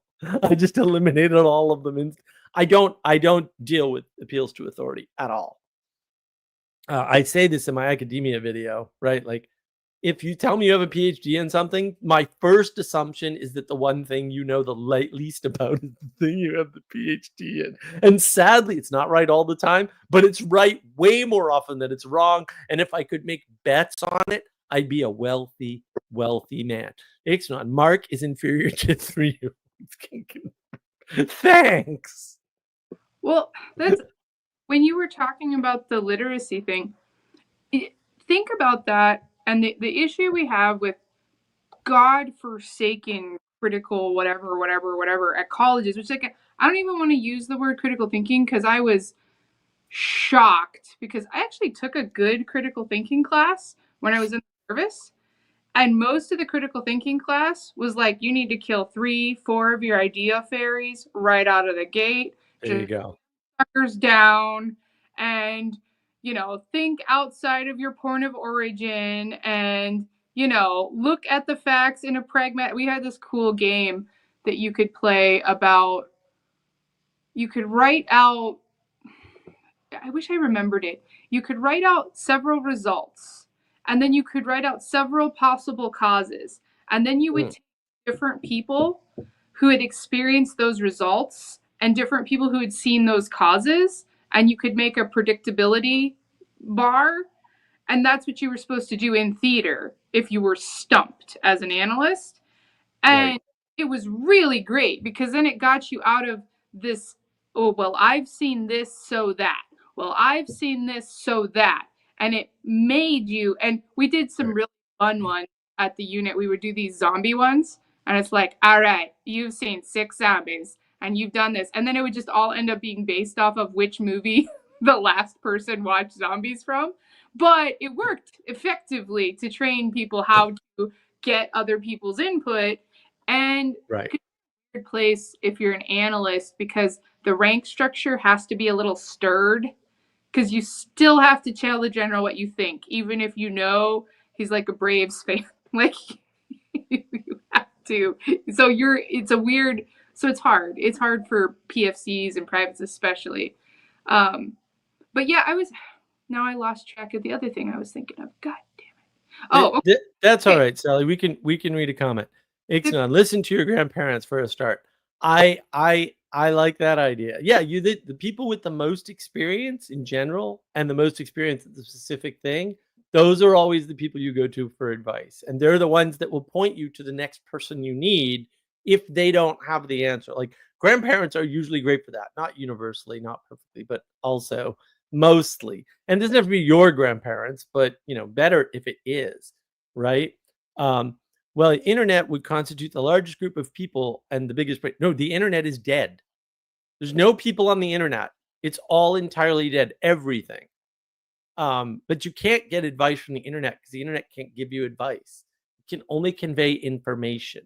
The only thing that can give you advice is a live agent, a person, preferably somebody who knows you in some capacity. The other thing about the internet doesn't actually know anything about you. It might have information on you, but that is not knowledge of the person. Knowledge of the person involves participation. All knowledge stems from participation. People confuse knowledge and information all the time. And the internet isn't cooperative, so that doesn't work. Right. The internet also can't cooperate with you. It's not an agent in the world. Go ahead, Sally. I was working on the other side of that. So I've seen critical thinking like the way it maybe should work. That's not how academics use it. Academics like, we're ripping things apart because we're arrogant pricks and we can, and it's no cost to us. So rip it apart some more. And that's not, the ripping it apart stuff is not useful to people. And what we actually need is more in context, more being on the inner tube on your part of the river. because it doesn't matter what's happening on the other part of the river to you. Like, Right. and you're not gonna usefully critically think outside the domain that you're trying to foster. And like, I've done a long time living outside my domain, and it's depressing as shit. Like, if you're really depressed, maybe just decide if you're in the domain you're actually trying to be in. That could help. Yeah, well, intuition, which is roughly, filtering and understanding your emotional state, is actually far more useful than anything else, right? Because your body, there's that Eckhart Tolle body keeps the score book, which is actually quite useful to some extent, although it has its limitations, right? Like, your body will tell you, right? Your mind will tell you. If Yeah. you pay attention, if you ruminate, if you contemplate, if you reflect, you can find out a lot, right? And- Because I mean, like when I was young, I was like, I'm the best software engineer in the whole world. And then I met really good software engineers, and I was like, I am never going to be the best software engineer. Well, using logic and critical thinking to supersede your obvious I don't mean annoyance. I don't mean irritation. I mean your dominant emotional state over a few days, maybe. Like, not just, oh, that person really bugs me because who knows why they wear annoying sweaters. Like, I don't mean that. I mean the big stuff. And like, I didn't do that a lot. Right. I didn't do that. And it's like, what the crap are you doing? No, you're pursuing a goal, and you've got a procedure, right? This is the procedural tyranny I was talking about earlier. And so you're going to ignore everything else. And this is where the Jocko Willink fails you, right? Because it's like, no, dude, you got to be real careful with that attitude, because sometimes you'll climb the wrong mountain, and then you'll freeze to death and die, and that's no good. Well, I mean, it's absolutely relevant for certain case, like if you're being special forces, or if you're a young single guy. But he will even say, and he has outright said, this was not good to my wife, and I know that. Right. I am blessed because she just basically put it. Like, he knows that, so like, that's cool. But like, yeah, it you can't use all the Jocko stuff when you're doing the mom thing. It's not a direct correlation. I remembered seeing a thing that really bothered me. There was somebody that was actually, it was in a work environment thing. This person was talking about how her mom was a new mother. And so the kid was only like a few months old at the time. And her mom, the grandmother of the baby, was irritated because the new mom was consulting the internet for most of the advice and stuff, and not going to her own mom for the stuff. And I'm not sure that hopefully that got resolved, right? But I never heard anything about it afterwards. And that was something that was very concerning, because I was just like, yeah, you're raising someone, and maybe it might help, especially if you have a relationship that's decent enough that you're still in contact, right? Well, and the person is offering, like, even if they don't really have great advice, at least they can give you a hand. It's right? Really very specifically with that, though, Castle, because specifically with that, we have 3 generations of working mothers that a whole lot of women trying to freaking course correct. They don't know how. Right. And so some of the course correction is just, for the love of God, not that. Right. But the worst problem is that all advice needs to be modified for the local environment. And so advice for raising a child in Europe is not good for kids here. And if there's more, see, this is one of the sneaky things about the internet is, if there's more moms in Europe seeking advice on how to raise their children, and actually, I think this actually might be true, but I don't have any numbers, so I'm not going to make a claim. And then you as an American you're going to get bad advice. Like, you're just going to get horrible advice.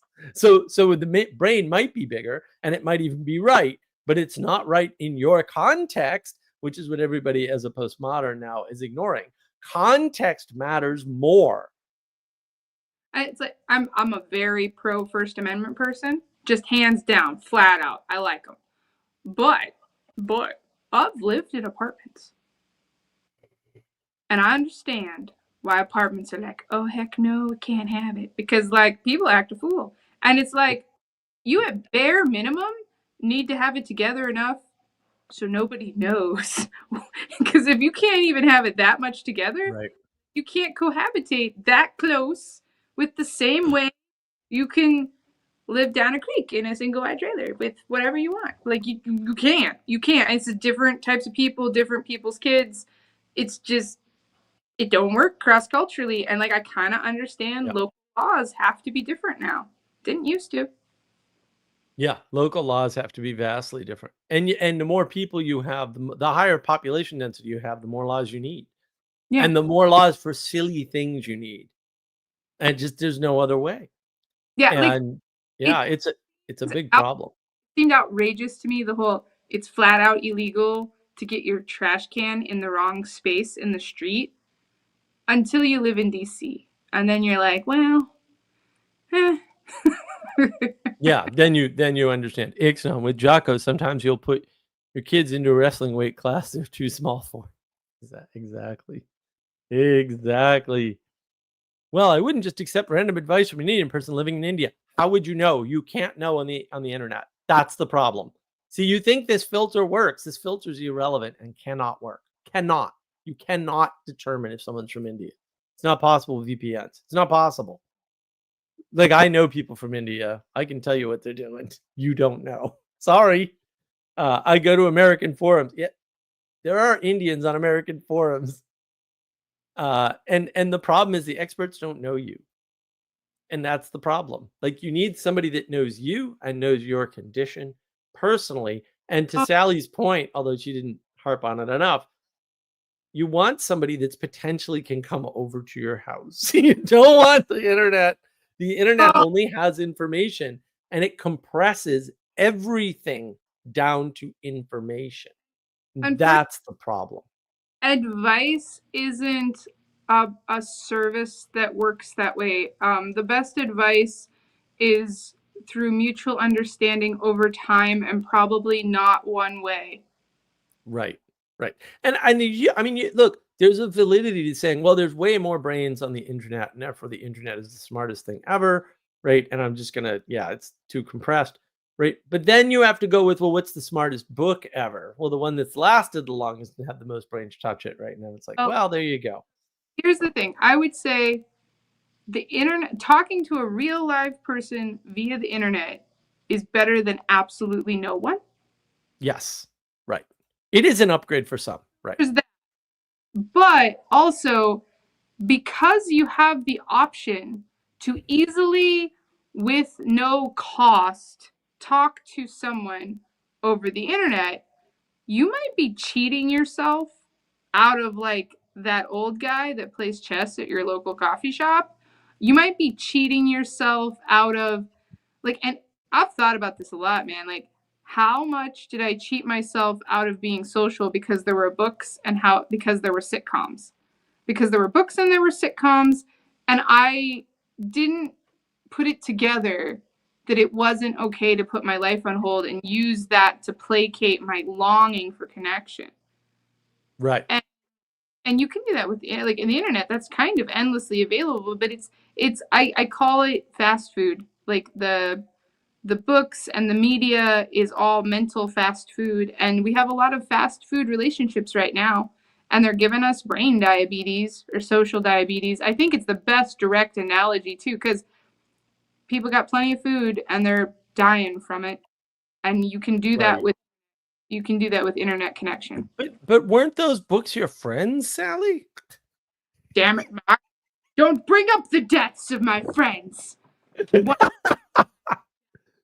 Right, and that's the rub. I guess that's fair. I just believe information is power for a person. That's wrong. Information will kill you, and that's all it can do. It can poison you. It can give you diabetes. It can do all kinds of bad things. That's the problem. The only thing that you have to have a better definition of power. I have a definition of power in navigating patterns. You can check it out. Go ahead, Sally. Sugar is a necessary nutrient for your brain to work. also will rot your feet off. Yeah, actually rot your actual feet, like actually off. Right off. It's horrible.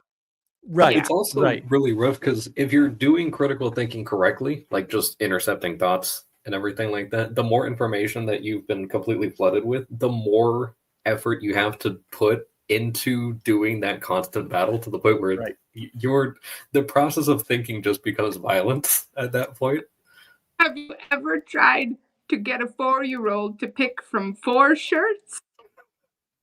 They can do 2 pretty fine. They can do 3. But my God, if you bring the 4 favorite shirts. Yeah, it's all over. Yeah, I mean, choice paralysis is real. And the thing the internet gives you is too much choice with everything. And you don't realize that what you do is either you get paralysis or you filter a bunch of things out without knowing it. And now you've self-sabotaged. In my Phoenix series paintings, I have a whole painting based on like what I think about as the millennial situation. And I was thinking about it specifically for jobs and career paths, but it is the crippling nature of boundless opportunities. And it's just a person at the top of a mountain in the fetal position, and there are gold paths in every direction off this mountain. And that is what it's like to internet job search right now. Because there should be something of value. Right. Ixnon, some guy once said, listen to leaders, not experts. Well, yeah, that's still true. That might have been me. I don't know. Okay, hear what Sally's saying. So there's a concern you get lost in seeking information. Oh, no. It's way worse. Right. It's not lost. It's paralysis, but also information that you didn't already have and didn't earn, like through hard work and research. You can't evaluate it by definition. Like it's already definitionally, you're not going to be able to do that. Like even so, let's suppose this actually happened to me. So there was a dust up around Intel processors.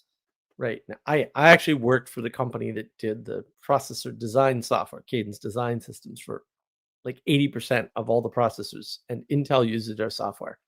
This is a field I know a lot about, right, compared to most people in computers.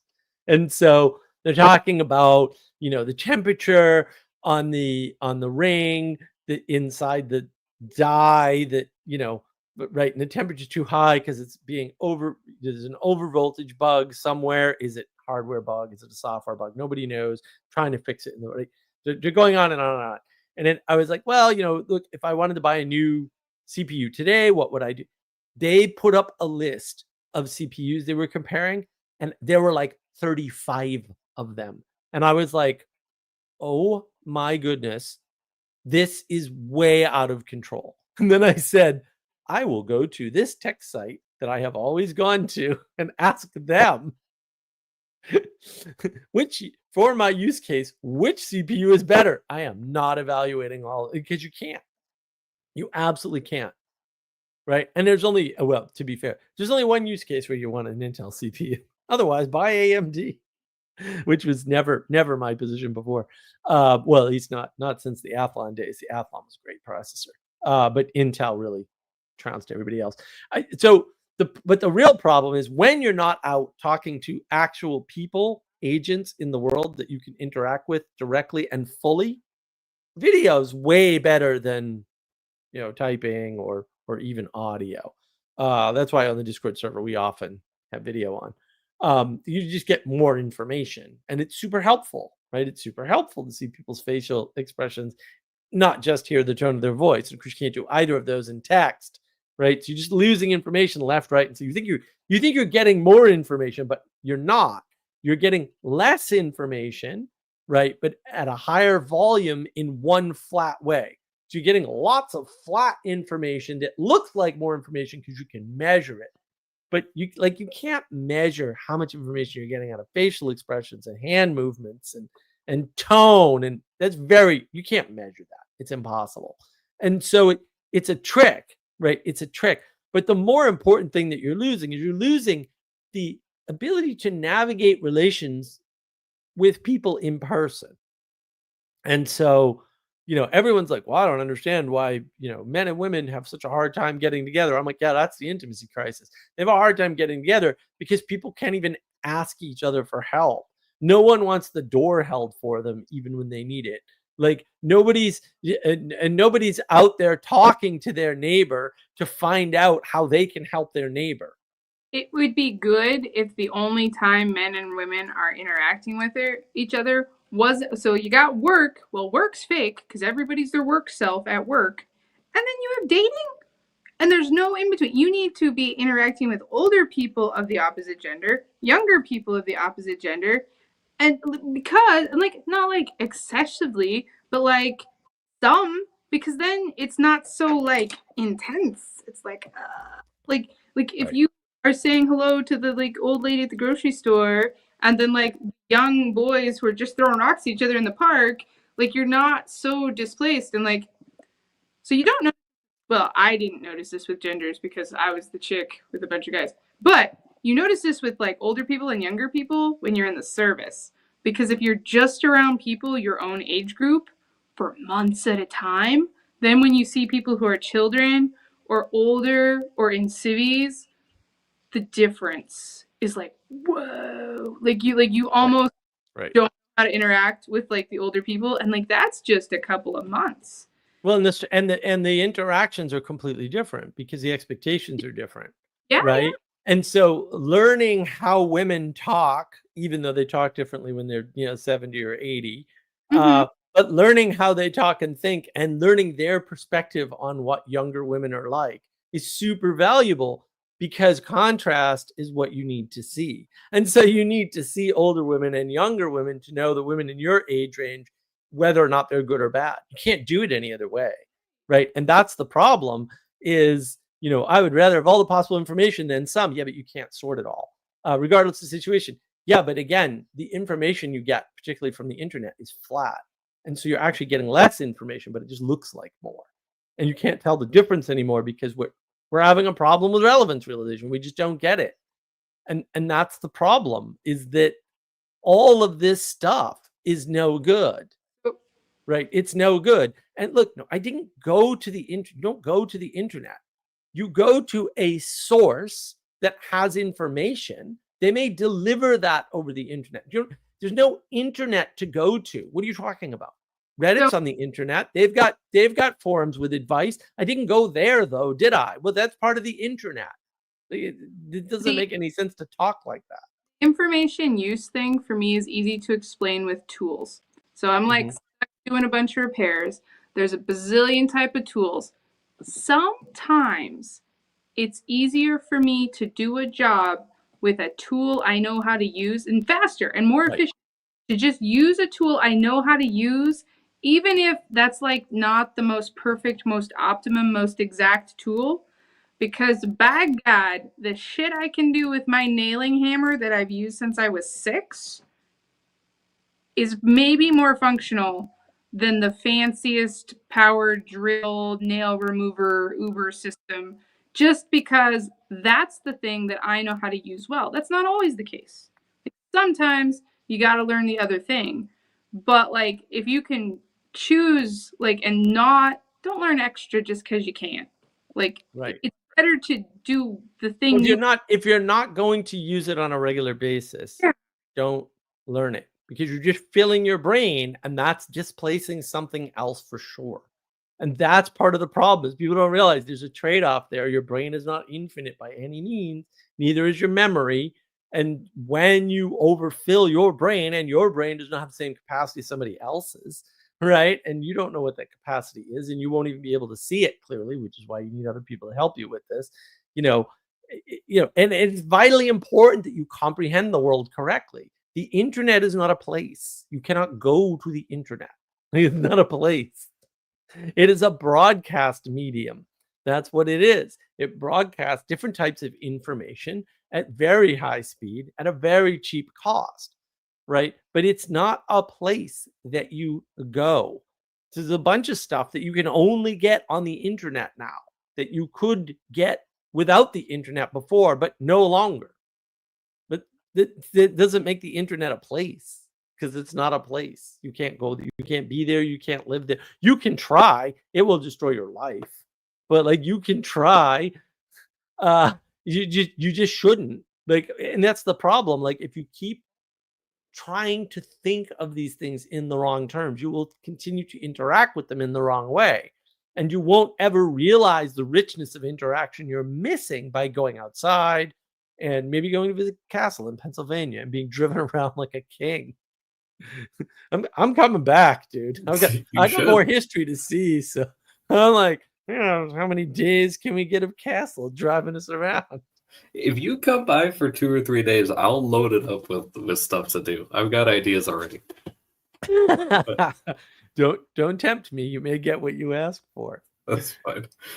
But yeah, this thing of like, I'm also thinking of this thing, and I know it's been a theme in the past, but this thing of actually taking actions in the world, that when it comes down to it, like, why do you have this information? Like, you're most likely doing it so that you can, make a judgment on it and then make an action.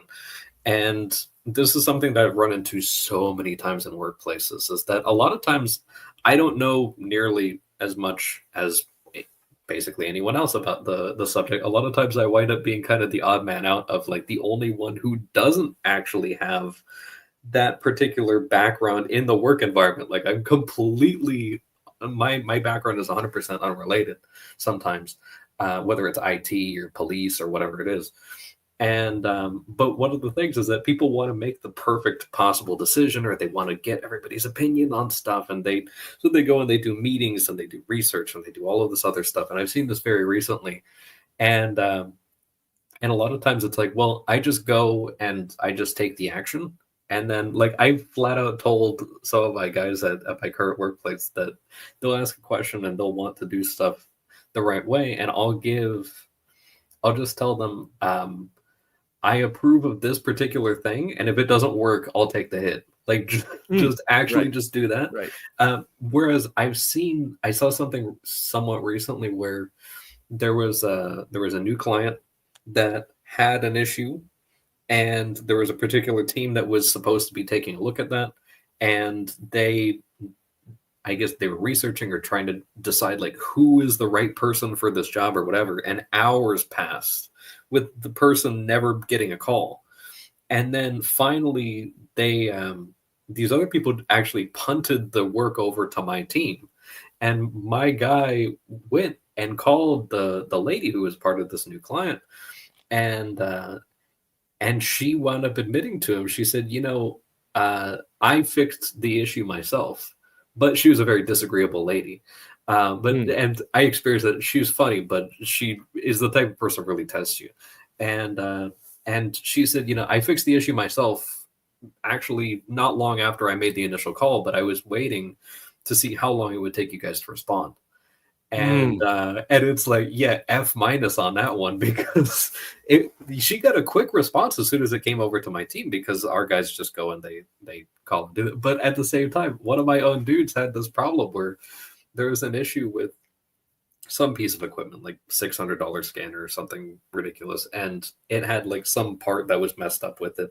And he was researching all this stuff, and there was a guy that was like a procurement specialist for another company, and they're trying to decide, like, does it need work done on it? Does it need to be just replaced or whatever? And I generally am just like, it's junk, just replace it, whatever.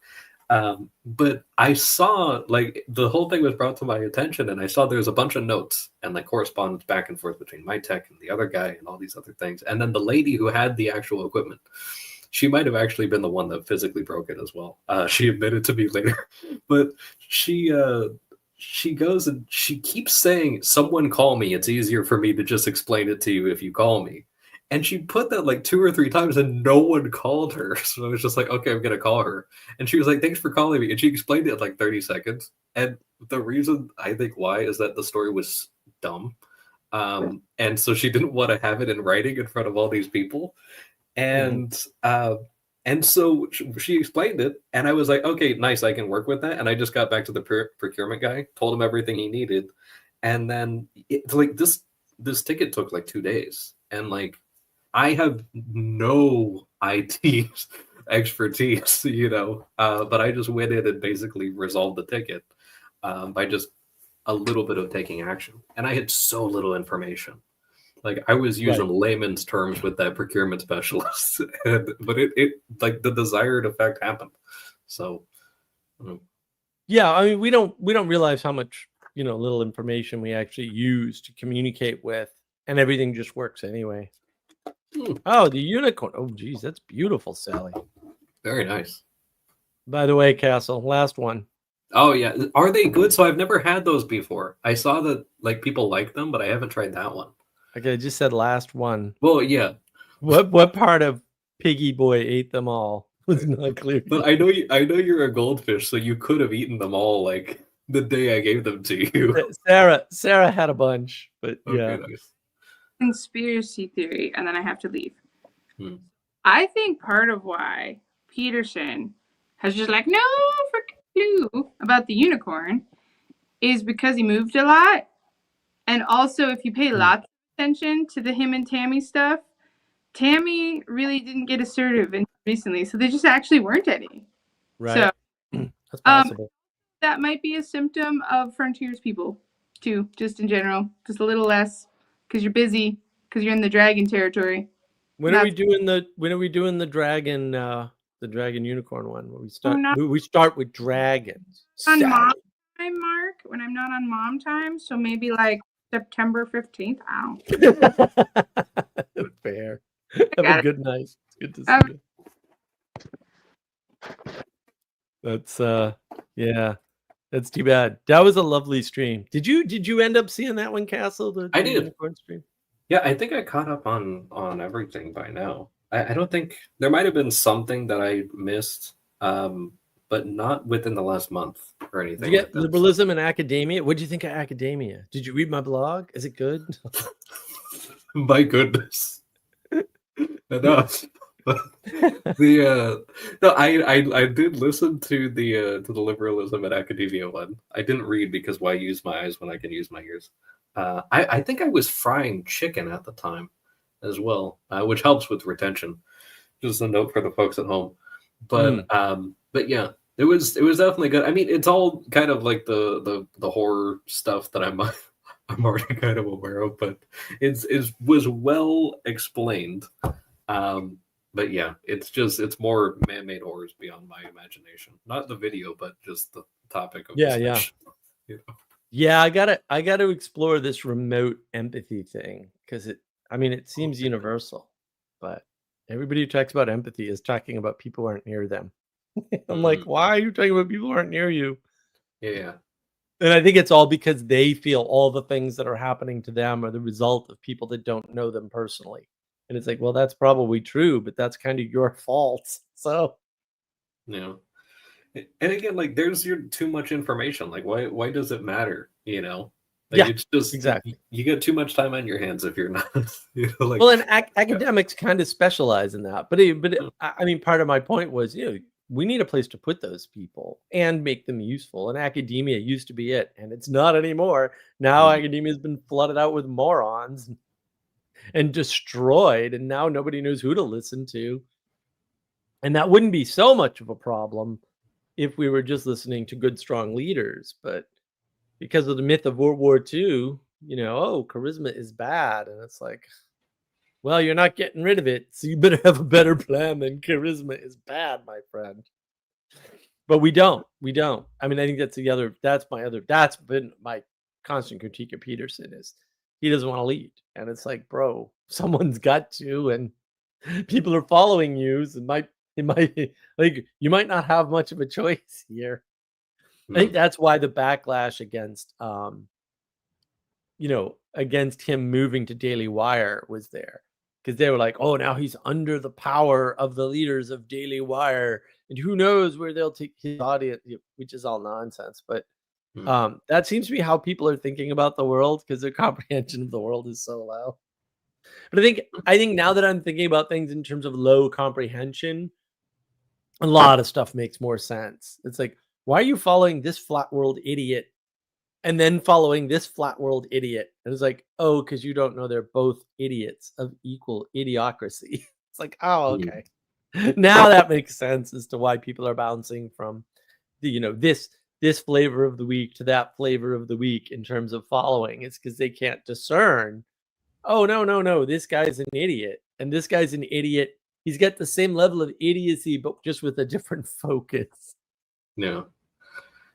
And that's something, you know, when you talk about the amount of information that winds up getting compressed or completely sliced off, depending on how many layers down you go, if it's just text versus just voice versus video versus actually in person versus in person across time, right? In multiple, you know, set and setting, you know, like that type of thing. Because it's like, yeah, you can interact with somebody over and over again at work, but it's like, yeah, you end up hanging out with that person outside of that. That's a very different thing. Right. And, you know, this whole thing of also being able to have that additional information and then do, you know, what I've been calling like the fruit check, or just kind of the thing of like, how's that working out for you sort of thing, where it's like, what is this person actually producing? If they're claiming to be producing something, how is that working for them? How is that working for the people they're producing this for?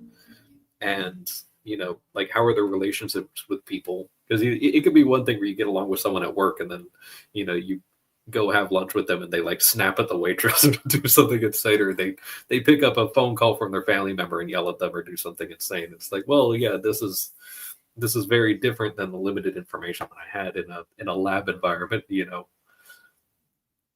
Well, we don't know what's a lab environment and what's curated.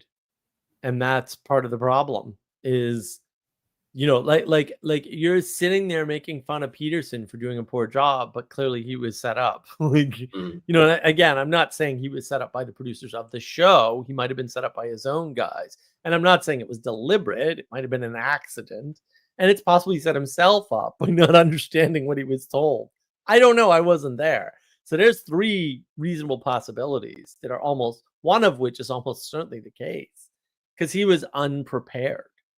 Right. He was unprepared for that interaction.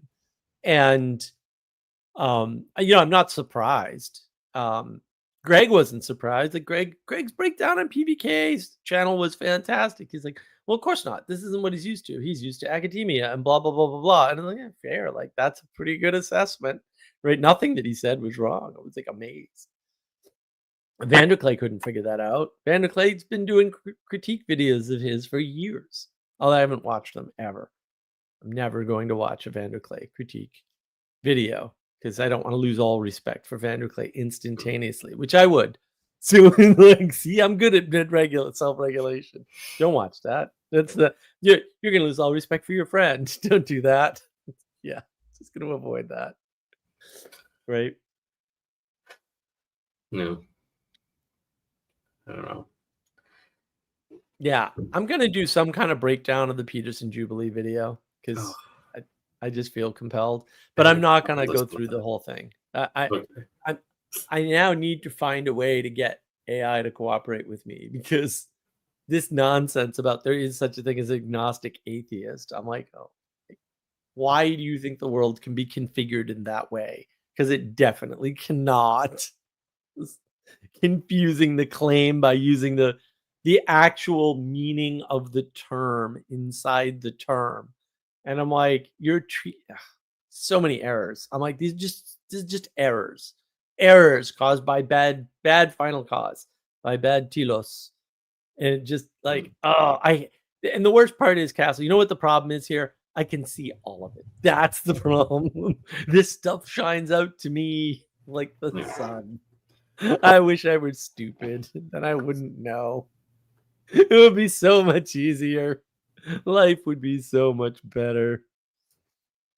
The 1890s Webster definition LLM. Yeah, well, the problem is the way LLMs are structured, they actually can't use definitions correctly, technically speaking.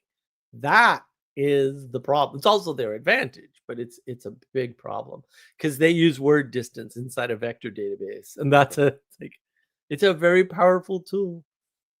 Also, see the videos from about the Eliza, the original Eliza from the 70s, and that guy. He had a big hard time with that. But Yeah, it's funny. Well, Sally, this is the funny part. This is what cracks me up about AI. AI violates all of the usage, original usage rules and advantages of computers. It actually breaks all of them. And I mean technically, it breaks all of them. Like if you went to Von Neumann and you said, bro, look what we did, he'd be like, why would you do this? And don't do that. What are you doing, you lunatics? This is not what computers are for, and it's not how they work. And if you try to do this with them, you will get bad results. And that would be correct. You know, I mean, there's ways to use LLMs and get great advantages out of them, but you really have to know what you're doing. Like, you really have to know. Like, it's not a trivial thing. They can't code worth a damn, which is just should tell you everything you need to know. Their coding skills are horrific. I mean, horrific. Like simple coding tests that any human would pass, they just fail immediately and horribly in ways you could not have anticipated. Ixnot, atheist agnostics are easy to find. They're at the North-South Pole. Yes, they live at the North-South Pole. Let's go back to throwing chicken bones. We have more experience with that. Well, if you're using them for prediction, they are horrific at prediction. So yeah. But that is because they can't. But that is the thing. Like LLMs have very low comprehension, but they have the illusion of high comprehension because they do word distance, and word distance is a very clever trick. But again, you don't need LLMs to do it. Like Elisa did it. You can program Elisa in BASIC in like 2 hours. So you know, and people said the same thing about Elisa that they're saying about LLMs. Oh, it seems to be alive. Oh, definitely, I'm going to take its advice. Yeah, it's a wonderful therapist. It's like, dude, he wrote it in the basic programming language. Come on. Mm-hmm.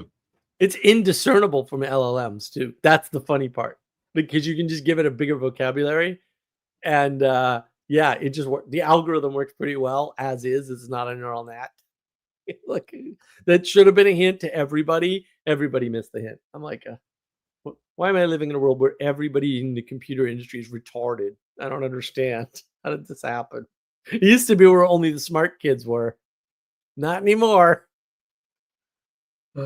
Yeah, I've been working with this little AI tool that got implemented at work, and it's actually okay at what it's supposed to. I like that it's supposed to be dumb, you know, but it also really shows that it is that it's supposed to automate just some basic stuff, and it goes and it even notates like why it did, you know, certain things, and you got to calibrate it and do all these things, and it's based on our internal note system. But one of the things I saw is that they're trying to get it to set priorities. So some of these things, it's just like a scale of 5, and it pretty reliably sets everything to like the second to highest or the highest. It's just not capable of getting that. And I knew that type of thing would happen because we ran into that same issue with people trying to strictly follow the rules. Yeah. And then that wound up falling through. It's like, oh, when this particular type of machine comes in, no matter what is this priority, it's like, yeah, except for somebody said, call them 3 days from now because they're not going to be there. It's like, okay, actually it's not though, you know, or yes, it's that machine, but a person wants to rename it or something like that, you know, in the system. And it's like, yeah, this thing is going to reliably wind up, you know, just throwing the wrong priority on everything. The other stuff, that's the tyranny of procedures, right? Yeah. That's the problem, is that procedures can't give you those answers. Yeah. Because rules require context to know when and if they're applicable, both. And so there's 2 more variables at a minimum that you need. And that's not encoded in rules. And so if you use any rules-based system, it cannot have that information, cannot account for it. Yeah. So you need hybrid systems that account for context plus content, because rules are content. Propositions, procedures are content. They're not context. The contextual stuff is all on the other side of the brain, basically. It's on the other side of the register. It's in participation and the poetics. Yeah. And that's the good thing, is that this thing doesn't actually wind up it doesn't do anything that would imitate a decision necessarily, which is good. Right. It's just categorizing. And so the other categories right. it has is okay. A lot of times it oversteps and like puts way too granular of a category on something, but at least it automates all the really boring stuff that adds an additional 5 to 10 seconds on adding scheduling, which really adds up over time. So that's good, but I'm probably going to wind up having them just disable the prioritization thing because it started confusing the on-call guys overnight, and that was important because it's like if they see, oh my gosh, it's high priority, it's like no, it's not. It isn't though. But the problem is Right. that it prioritized that, and then it failed to prioritize the actual thing that they were supposed to be looking at. Oh And no. yeah. And it's just like, okay, new guy as well. And it's just like, no, like this is not going to work. But all growing pains and everything, like it'll be worth it to just, just solidify this thing is supposed to be dumb, and it's okay that it's dumb. Like it doesn't need to be any more than it is. Well, it's because they never got rid of the problem with AI. The problem with AI was called the domain problem. The domain problem hasn't gone away. That's why prompt engineering is a thing, because the better you specify the domain, the better the AI does. Well, of course, I could have told you that years before you had LLMs. Like that was the problem in the 80s. Like the domain problem is the problem. It's just that now we have more compute power and we can put more domains in and we can put it in an abstraction called language. That's why the large language models are so important. The problem is they don't use language the way we do at all. And that's where they use tokens. Well, what's a token? Yeah, that's a damn good question because ain't no one can answer that for you. Tokens are all over the place. And the different LLMs tokenize different parts of the language differently with the same data set. So it's like, that's why you get different answers out of Gemini and Claude. Like you get totally different answers. Right. Gemini is sitting there trying to convince me that you can be an agnostic atheist because I don't understand the definitions, which it won't repeat because its version of those definitions is actually incorrect. But it doesn't use definitions. It uses word distance. And it was trying to justify its position effectively. And I'm like, yeah, but your position's wrong. You can't justify a wrong position. That doesn't work. You have to use a verbal trick, which it did. Whereas Claude basically said, no, it's not a contradiction. The terms address different aspects of belief and knowledge about gods. It's like, but they don't.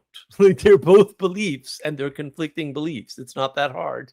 It's 0% difficult, right? And one just says, no, one's not a belief.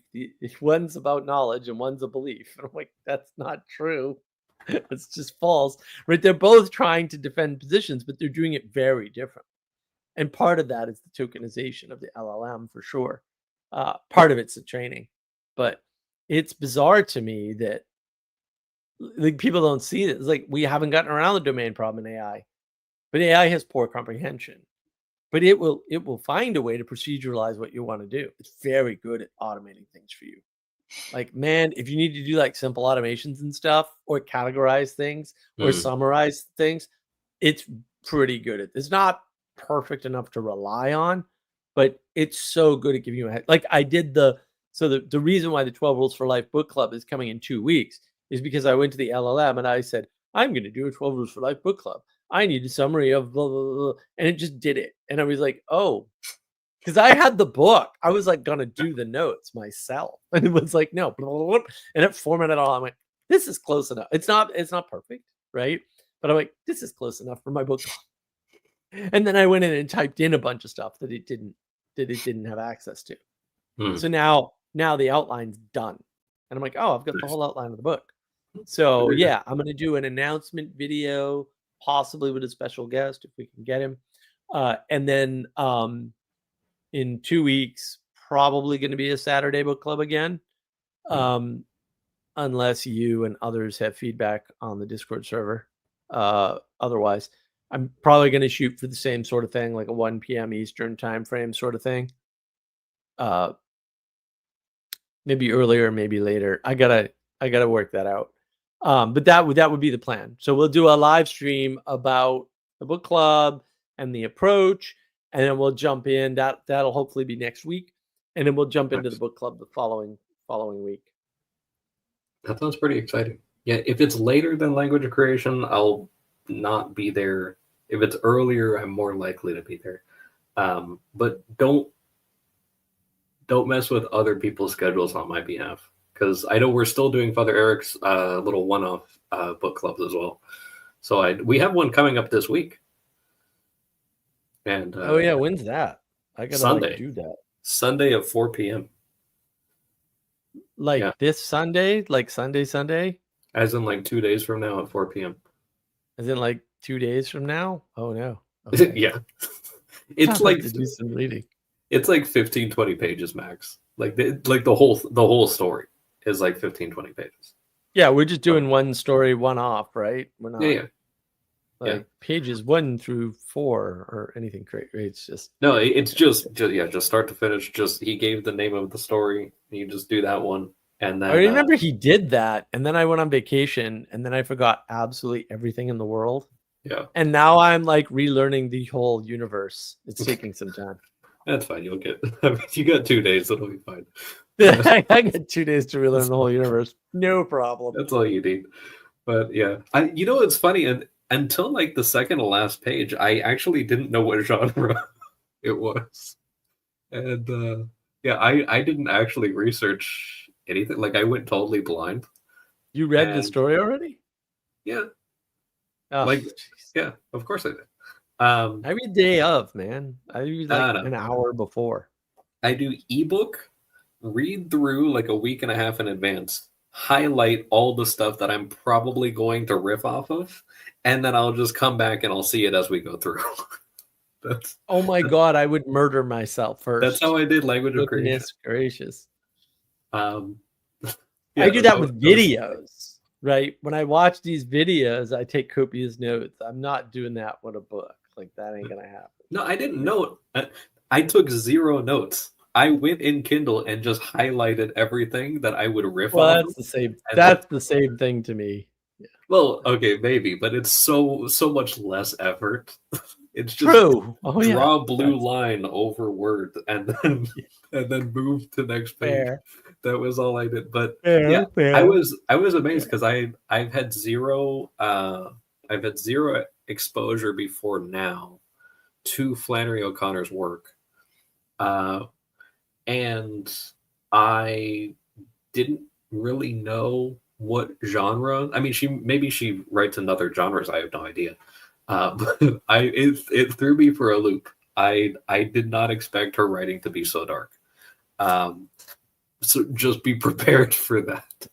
But okay, there's some lessons in there, but I bet it's not necessarily what to do, right? I mean, fairy tales are always dark, right? That's where all the lessons are, in the dark. The lessons aren't in the happy, fun, fuzzy stories. Well, there you go. Prepare to learn a lot of lessons. Sally Joe, I read it 3 times, then forgot I have read it and remembered portions out of context, and make Mark tell me what I'm remembering by telling him visual references. Well, that's also known as torture in most countries, but yeah. See, that sounds like a lot more work than just highlighting it in Kindle. Yeah.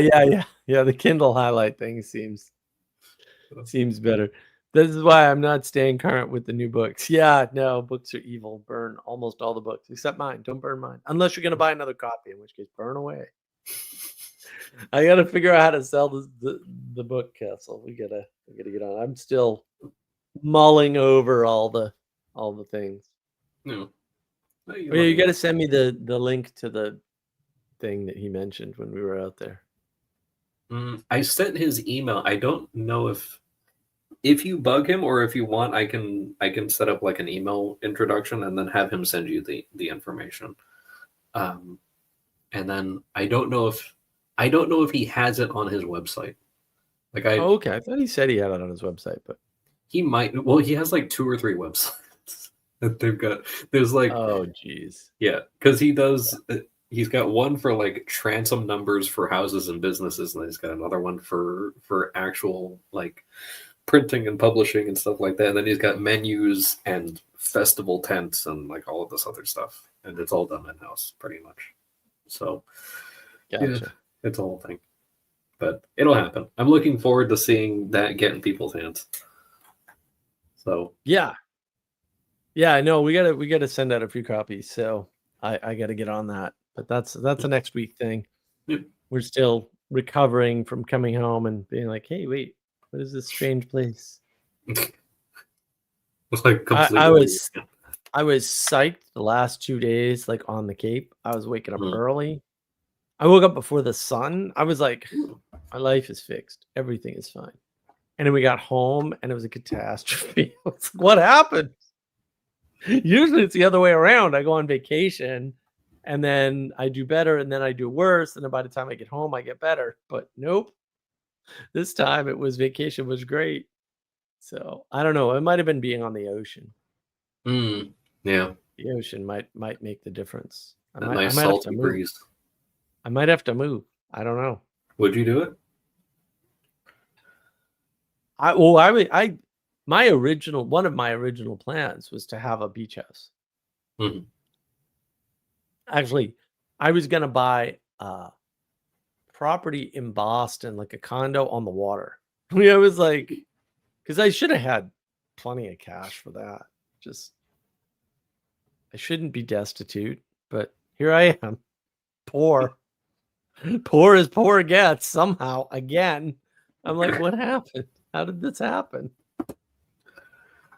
Oh, and then I remembered something else. I think Sarah brought something up, and I was like, well, yeah, except that got stolen. It's like, except I had that, but that also got stolen with everything else. It happens, you know. Oh my God. Yeah. Oh my God. This is, yeah. It just. I know the feeling. But I got upset again because, Ethan brought it up. And I'm like, no, dude, you people have to stop. This is. The level of evil is actually capital E evil. Like it's not like a small error or misunderstanding or equal fight over. No. It's pure evil. It's not. There's no. That's, interestingly enough, that's kind of the subject of our book club this Sunday. Oh, good. This sort of thing of like, well, I'm oh wow, there's actually people that are just. I mean, like, it's one of those things that if you're actually paying attention, like, you should be aware of this. But I see this very often where I'll mention things like, I don't consider myself necessarily reckless, but I do stuff that is pretty spontaneous from time to time, or so people have told me. But I do certain stuff, and if there's something that has to do with like event planning, like I care a lot about security and stuff on there. I'm not like, bubble person safety, everything and all that stuff. But if I'm going to be responsible for other people, there's certain considerations. And I'm aware of the pretty messed up stuff that happens, even in my area. Like my area is pretty good. But even a few years ago, like I had access to the county police radio. And I would hear that overnight, or even during the day or whatever. It was a 24-hour sort of thing at my old work. And like it's mild compared to where I grew up, and yet it's not great, right? It's like, so there's certain stuff where it's like, well, if you're going to be responsible for people, you have to take these additional precautions. And a lot of times I have people tell me, oh, well, you don't have to worry about all that, or what we don't. One person was running a book club, and I mentioned some little stuff. Oh, sometimes people do this stuff where they're a little weird about certain things and everything. And they're like, no, that wouldn't happen. And then they were shaken up because they had a crazy person show up to their book club, which was at a library, a high-end library. And the person started using the entire time as their own personal therapy session, and like a really intense one at that. And they were very agreeable, and they had a hard time getting that person out of the room.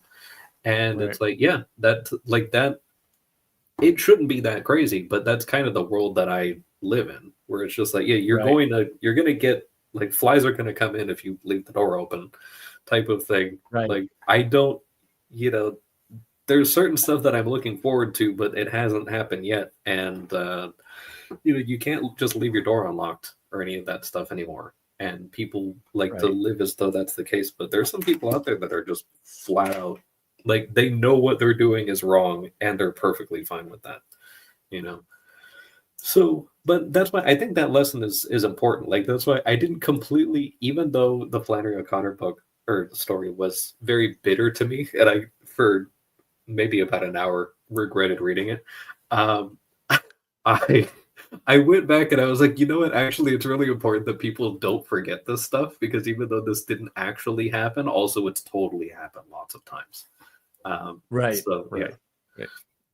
but that's as spoiler free as I'm gonna get. That's interesting. Yeah, well, I'll read it on Sunday before the book club, and we'll see how the book club goes, Mm, and we'll see if the new format's any better or worse, and then we'll get the mm. 12 rules for life thing rolling, and then victory over evil. I don't know.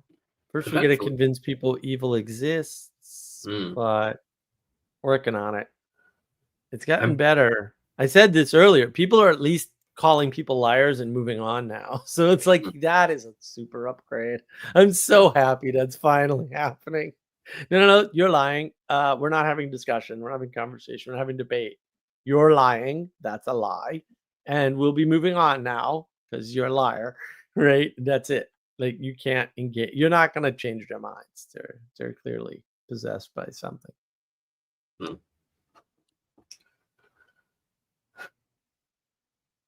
All right, Castle. I'm gonna shut it down. It's been 4 hours, just Has, about. my goodness. So, what do you got? What do you got for closing statements? Hopefully related to literacy, destroying comprehension through the flood, or something similar. Yeah, I think it's not necessary to have all the information. I jumped into this live stream after only listening to about 5 minutes, so that worked out.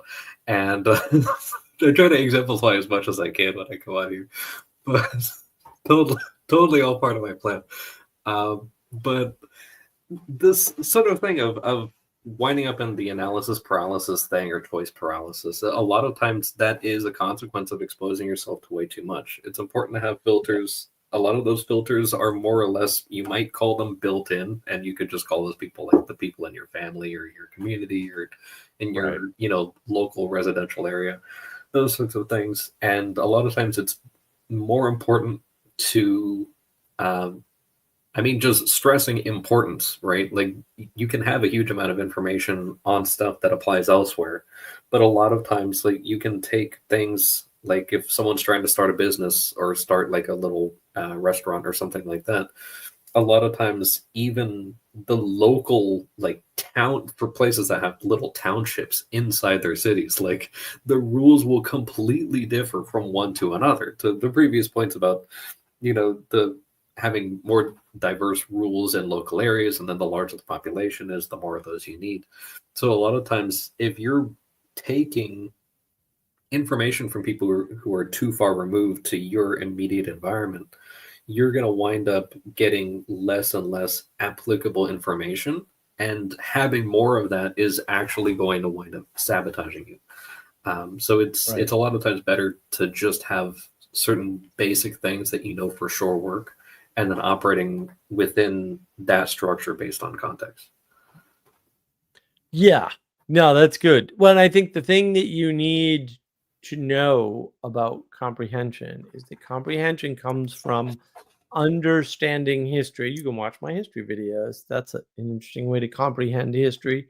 Um, but also from the environment and the people around you physically, and not the people who are in a shared environment, right? In other words, not the people in your freaking video game. I mean, you don't have to ditch them all or anything, but also like you have to privilege people that are around you physical. The physical environment has so much more richness to it than an online virtual environment. That's why people cry when the virtual environment goes away. It was 10 years and they just shut off all the servers. Yeah, it was a cheap environment and it was easy to destroy because it wasn't full. It didn't have the fullness of life.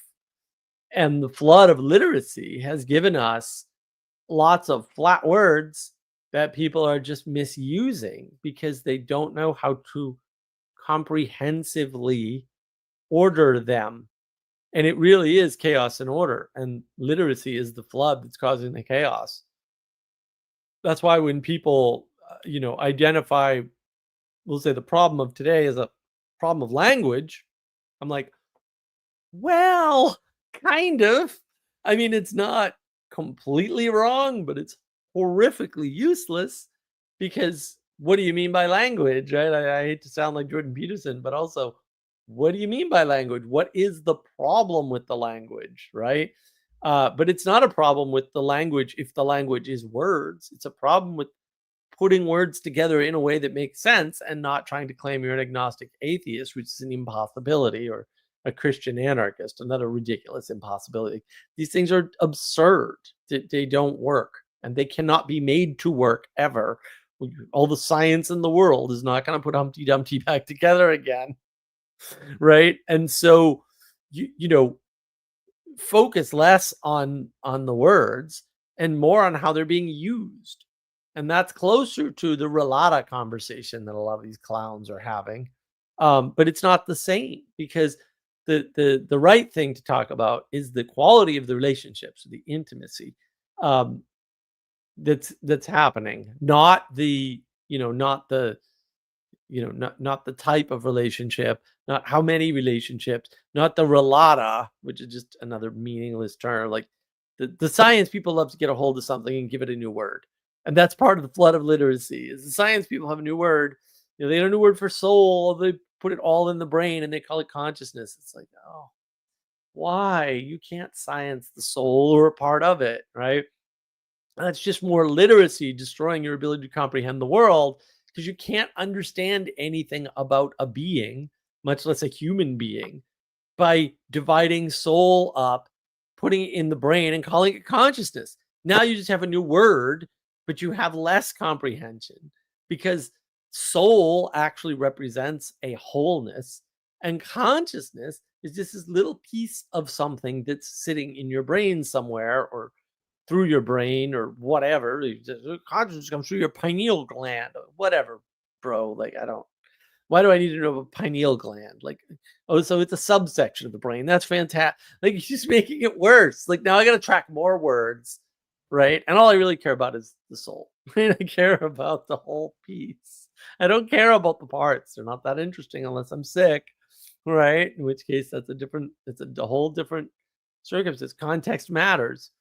And when you have literacy, the flood of literacy, you don't have the comprehension to know a good context from a bad context, or good from bad as such, right? You've just got a bunch of words, and it breaks down in conversation just the way it did for Peterson in Jubilee.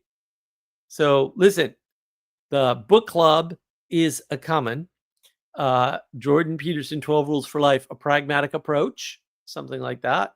And I've got the animation video coming. I've got a conversation on meanness with Gavin, which is coming. That's in the editing room now. I've got to record 62,000 more videos, as always, because I have at least that many things in my file that I want to talk about. And I got to write a bunch of blogs. So we'll see if I get any of that done ever. But I'm trying. Hopefully I can wake up early in the morning like I did when I was on the Cape, and then all my problems will be solved. I will see everybody next week. And look, keep in mind, guys, the key to everything that we kind of do here is to basically make the world better. And the thing is that the world needs you to be better. Right? The world is not going to be better on its own, because you're in the world and, to some extent, of the world. And therefore, in order to improve the world, you improve the thing you have the most control over, which is yourself. And so in order for the world to be better, you need to be better. And that's all you need to do. You don't need to make Iran better, or make Israel stop doing something, or, make sure we pull the troops out. Although, boy, I hope we do. Pull all the troops out of everywhere they're at. Deal with the local insurrection by Mexico, and then we can move on. Let Europe fall into war. It seems to want to be there. That's fine. There's nothing I'm going to do about it, and there's nothing I want to do about it because they're across the ocean, and we have everything we need here. I don't know what else to say. We feed the world. If they want to fight, maybe we should just stop feeding them and see how long they go for. It'll probably be less time without our food. So everybody take care of yourselves. Have a good week. I'll see you next week because I'm going to stay home forever after being on the road for 3 weeks, which I've never done before in my life. And just be better. Take care of each other and, get out there, interact with people, be friendly, be happy, be good.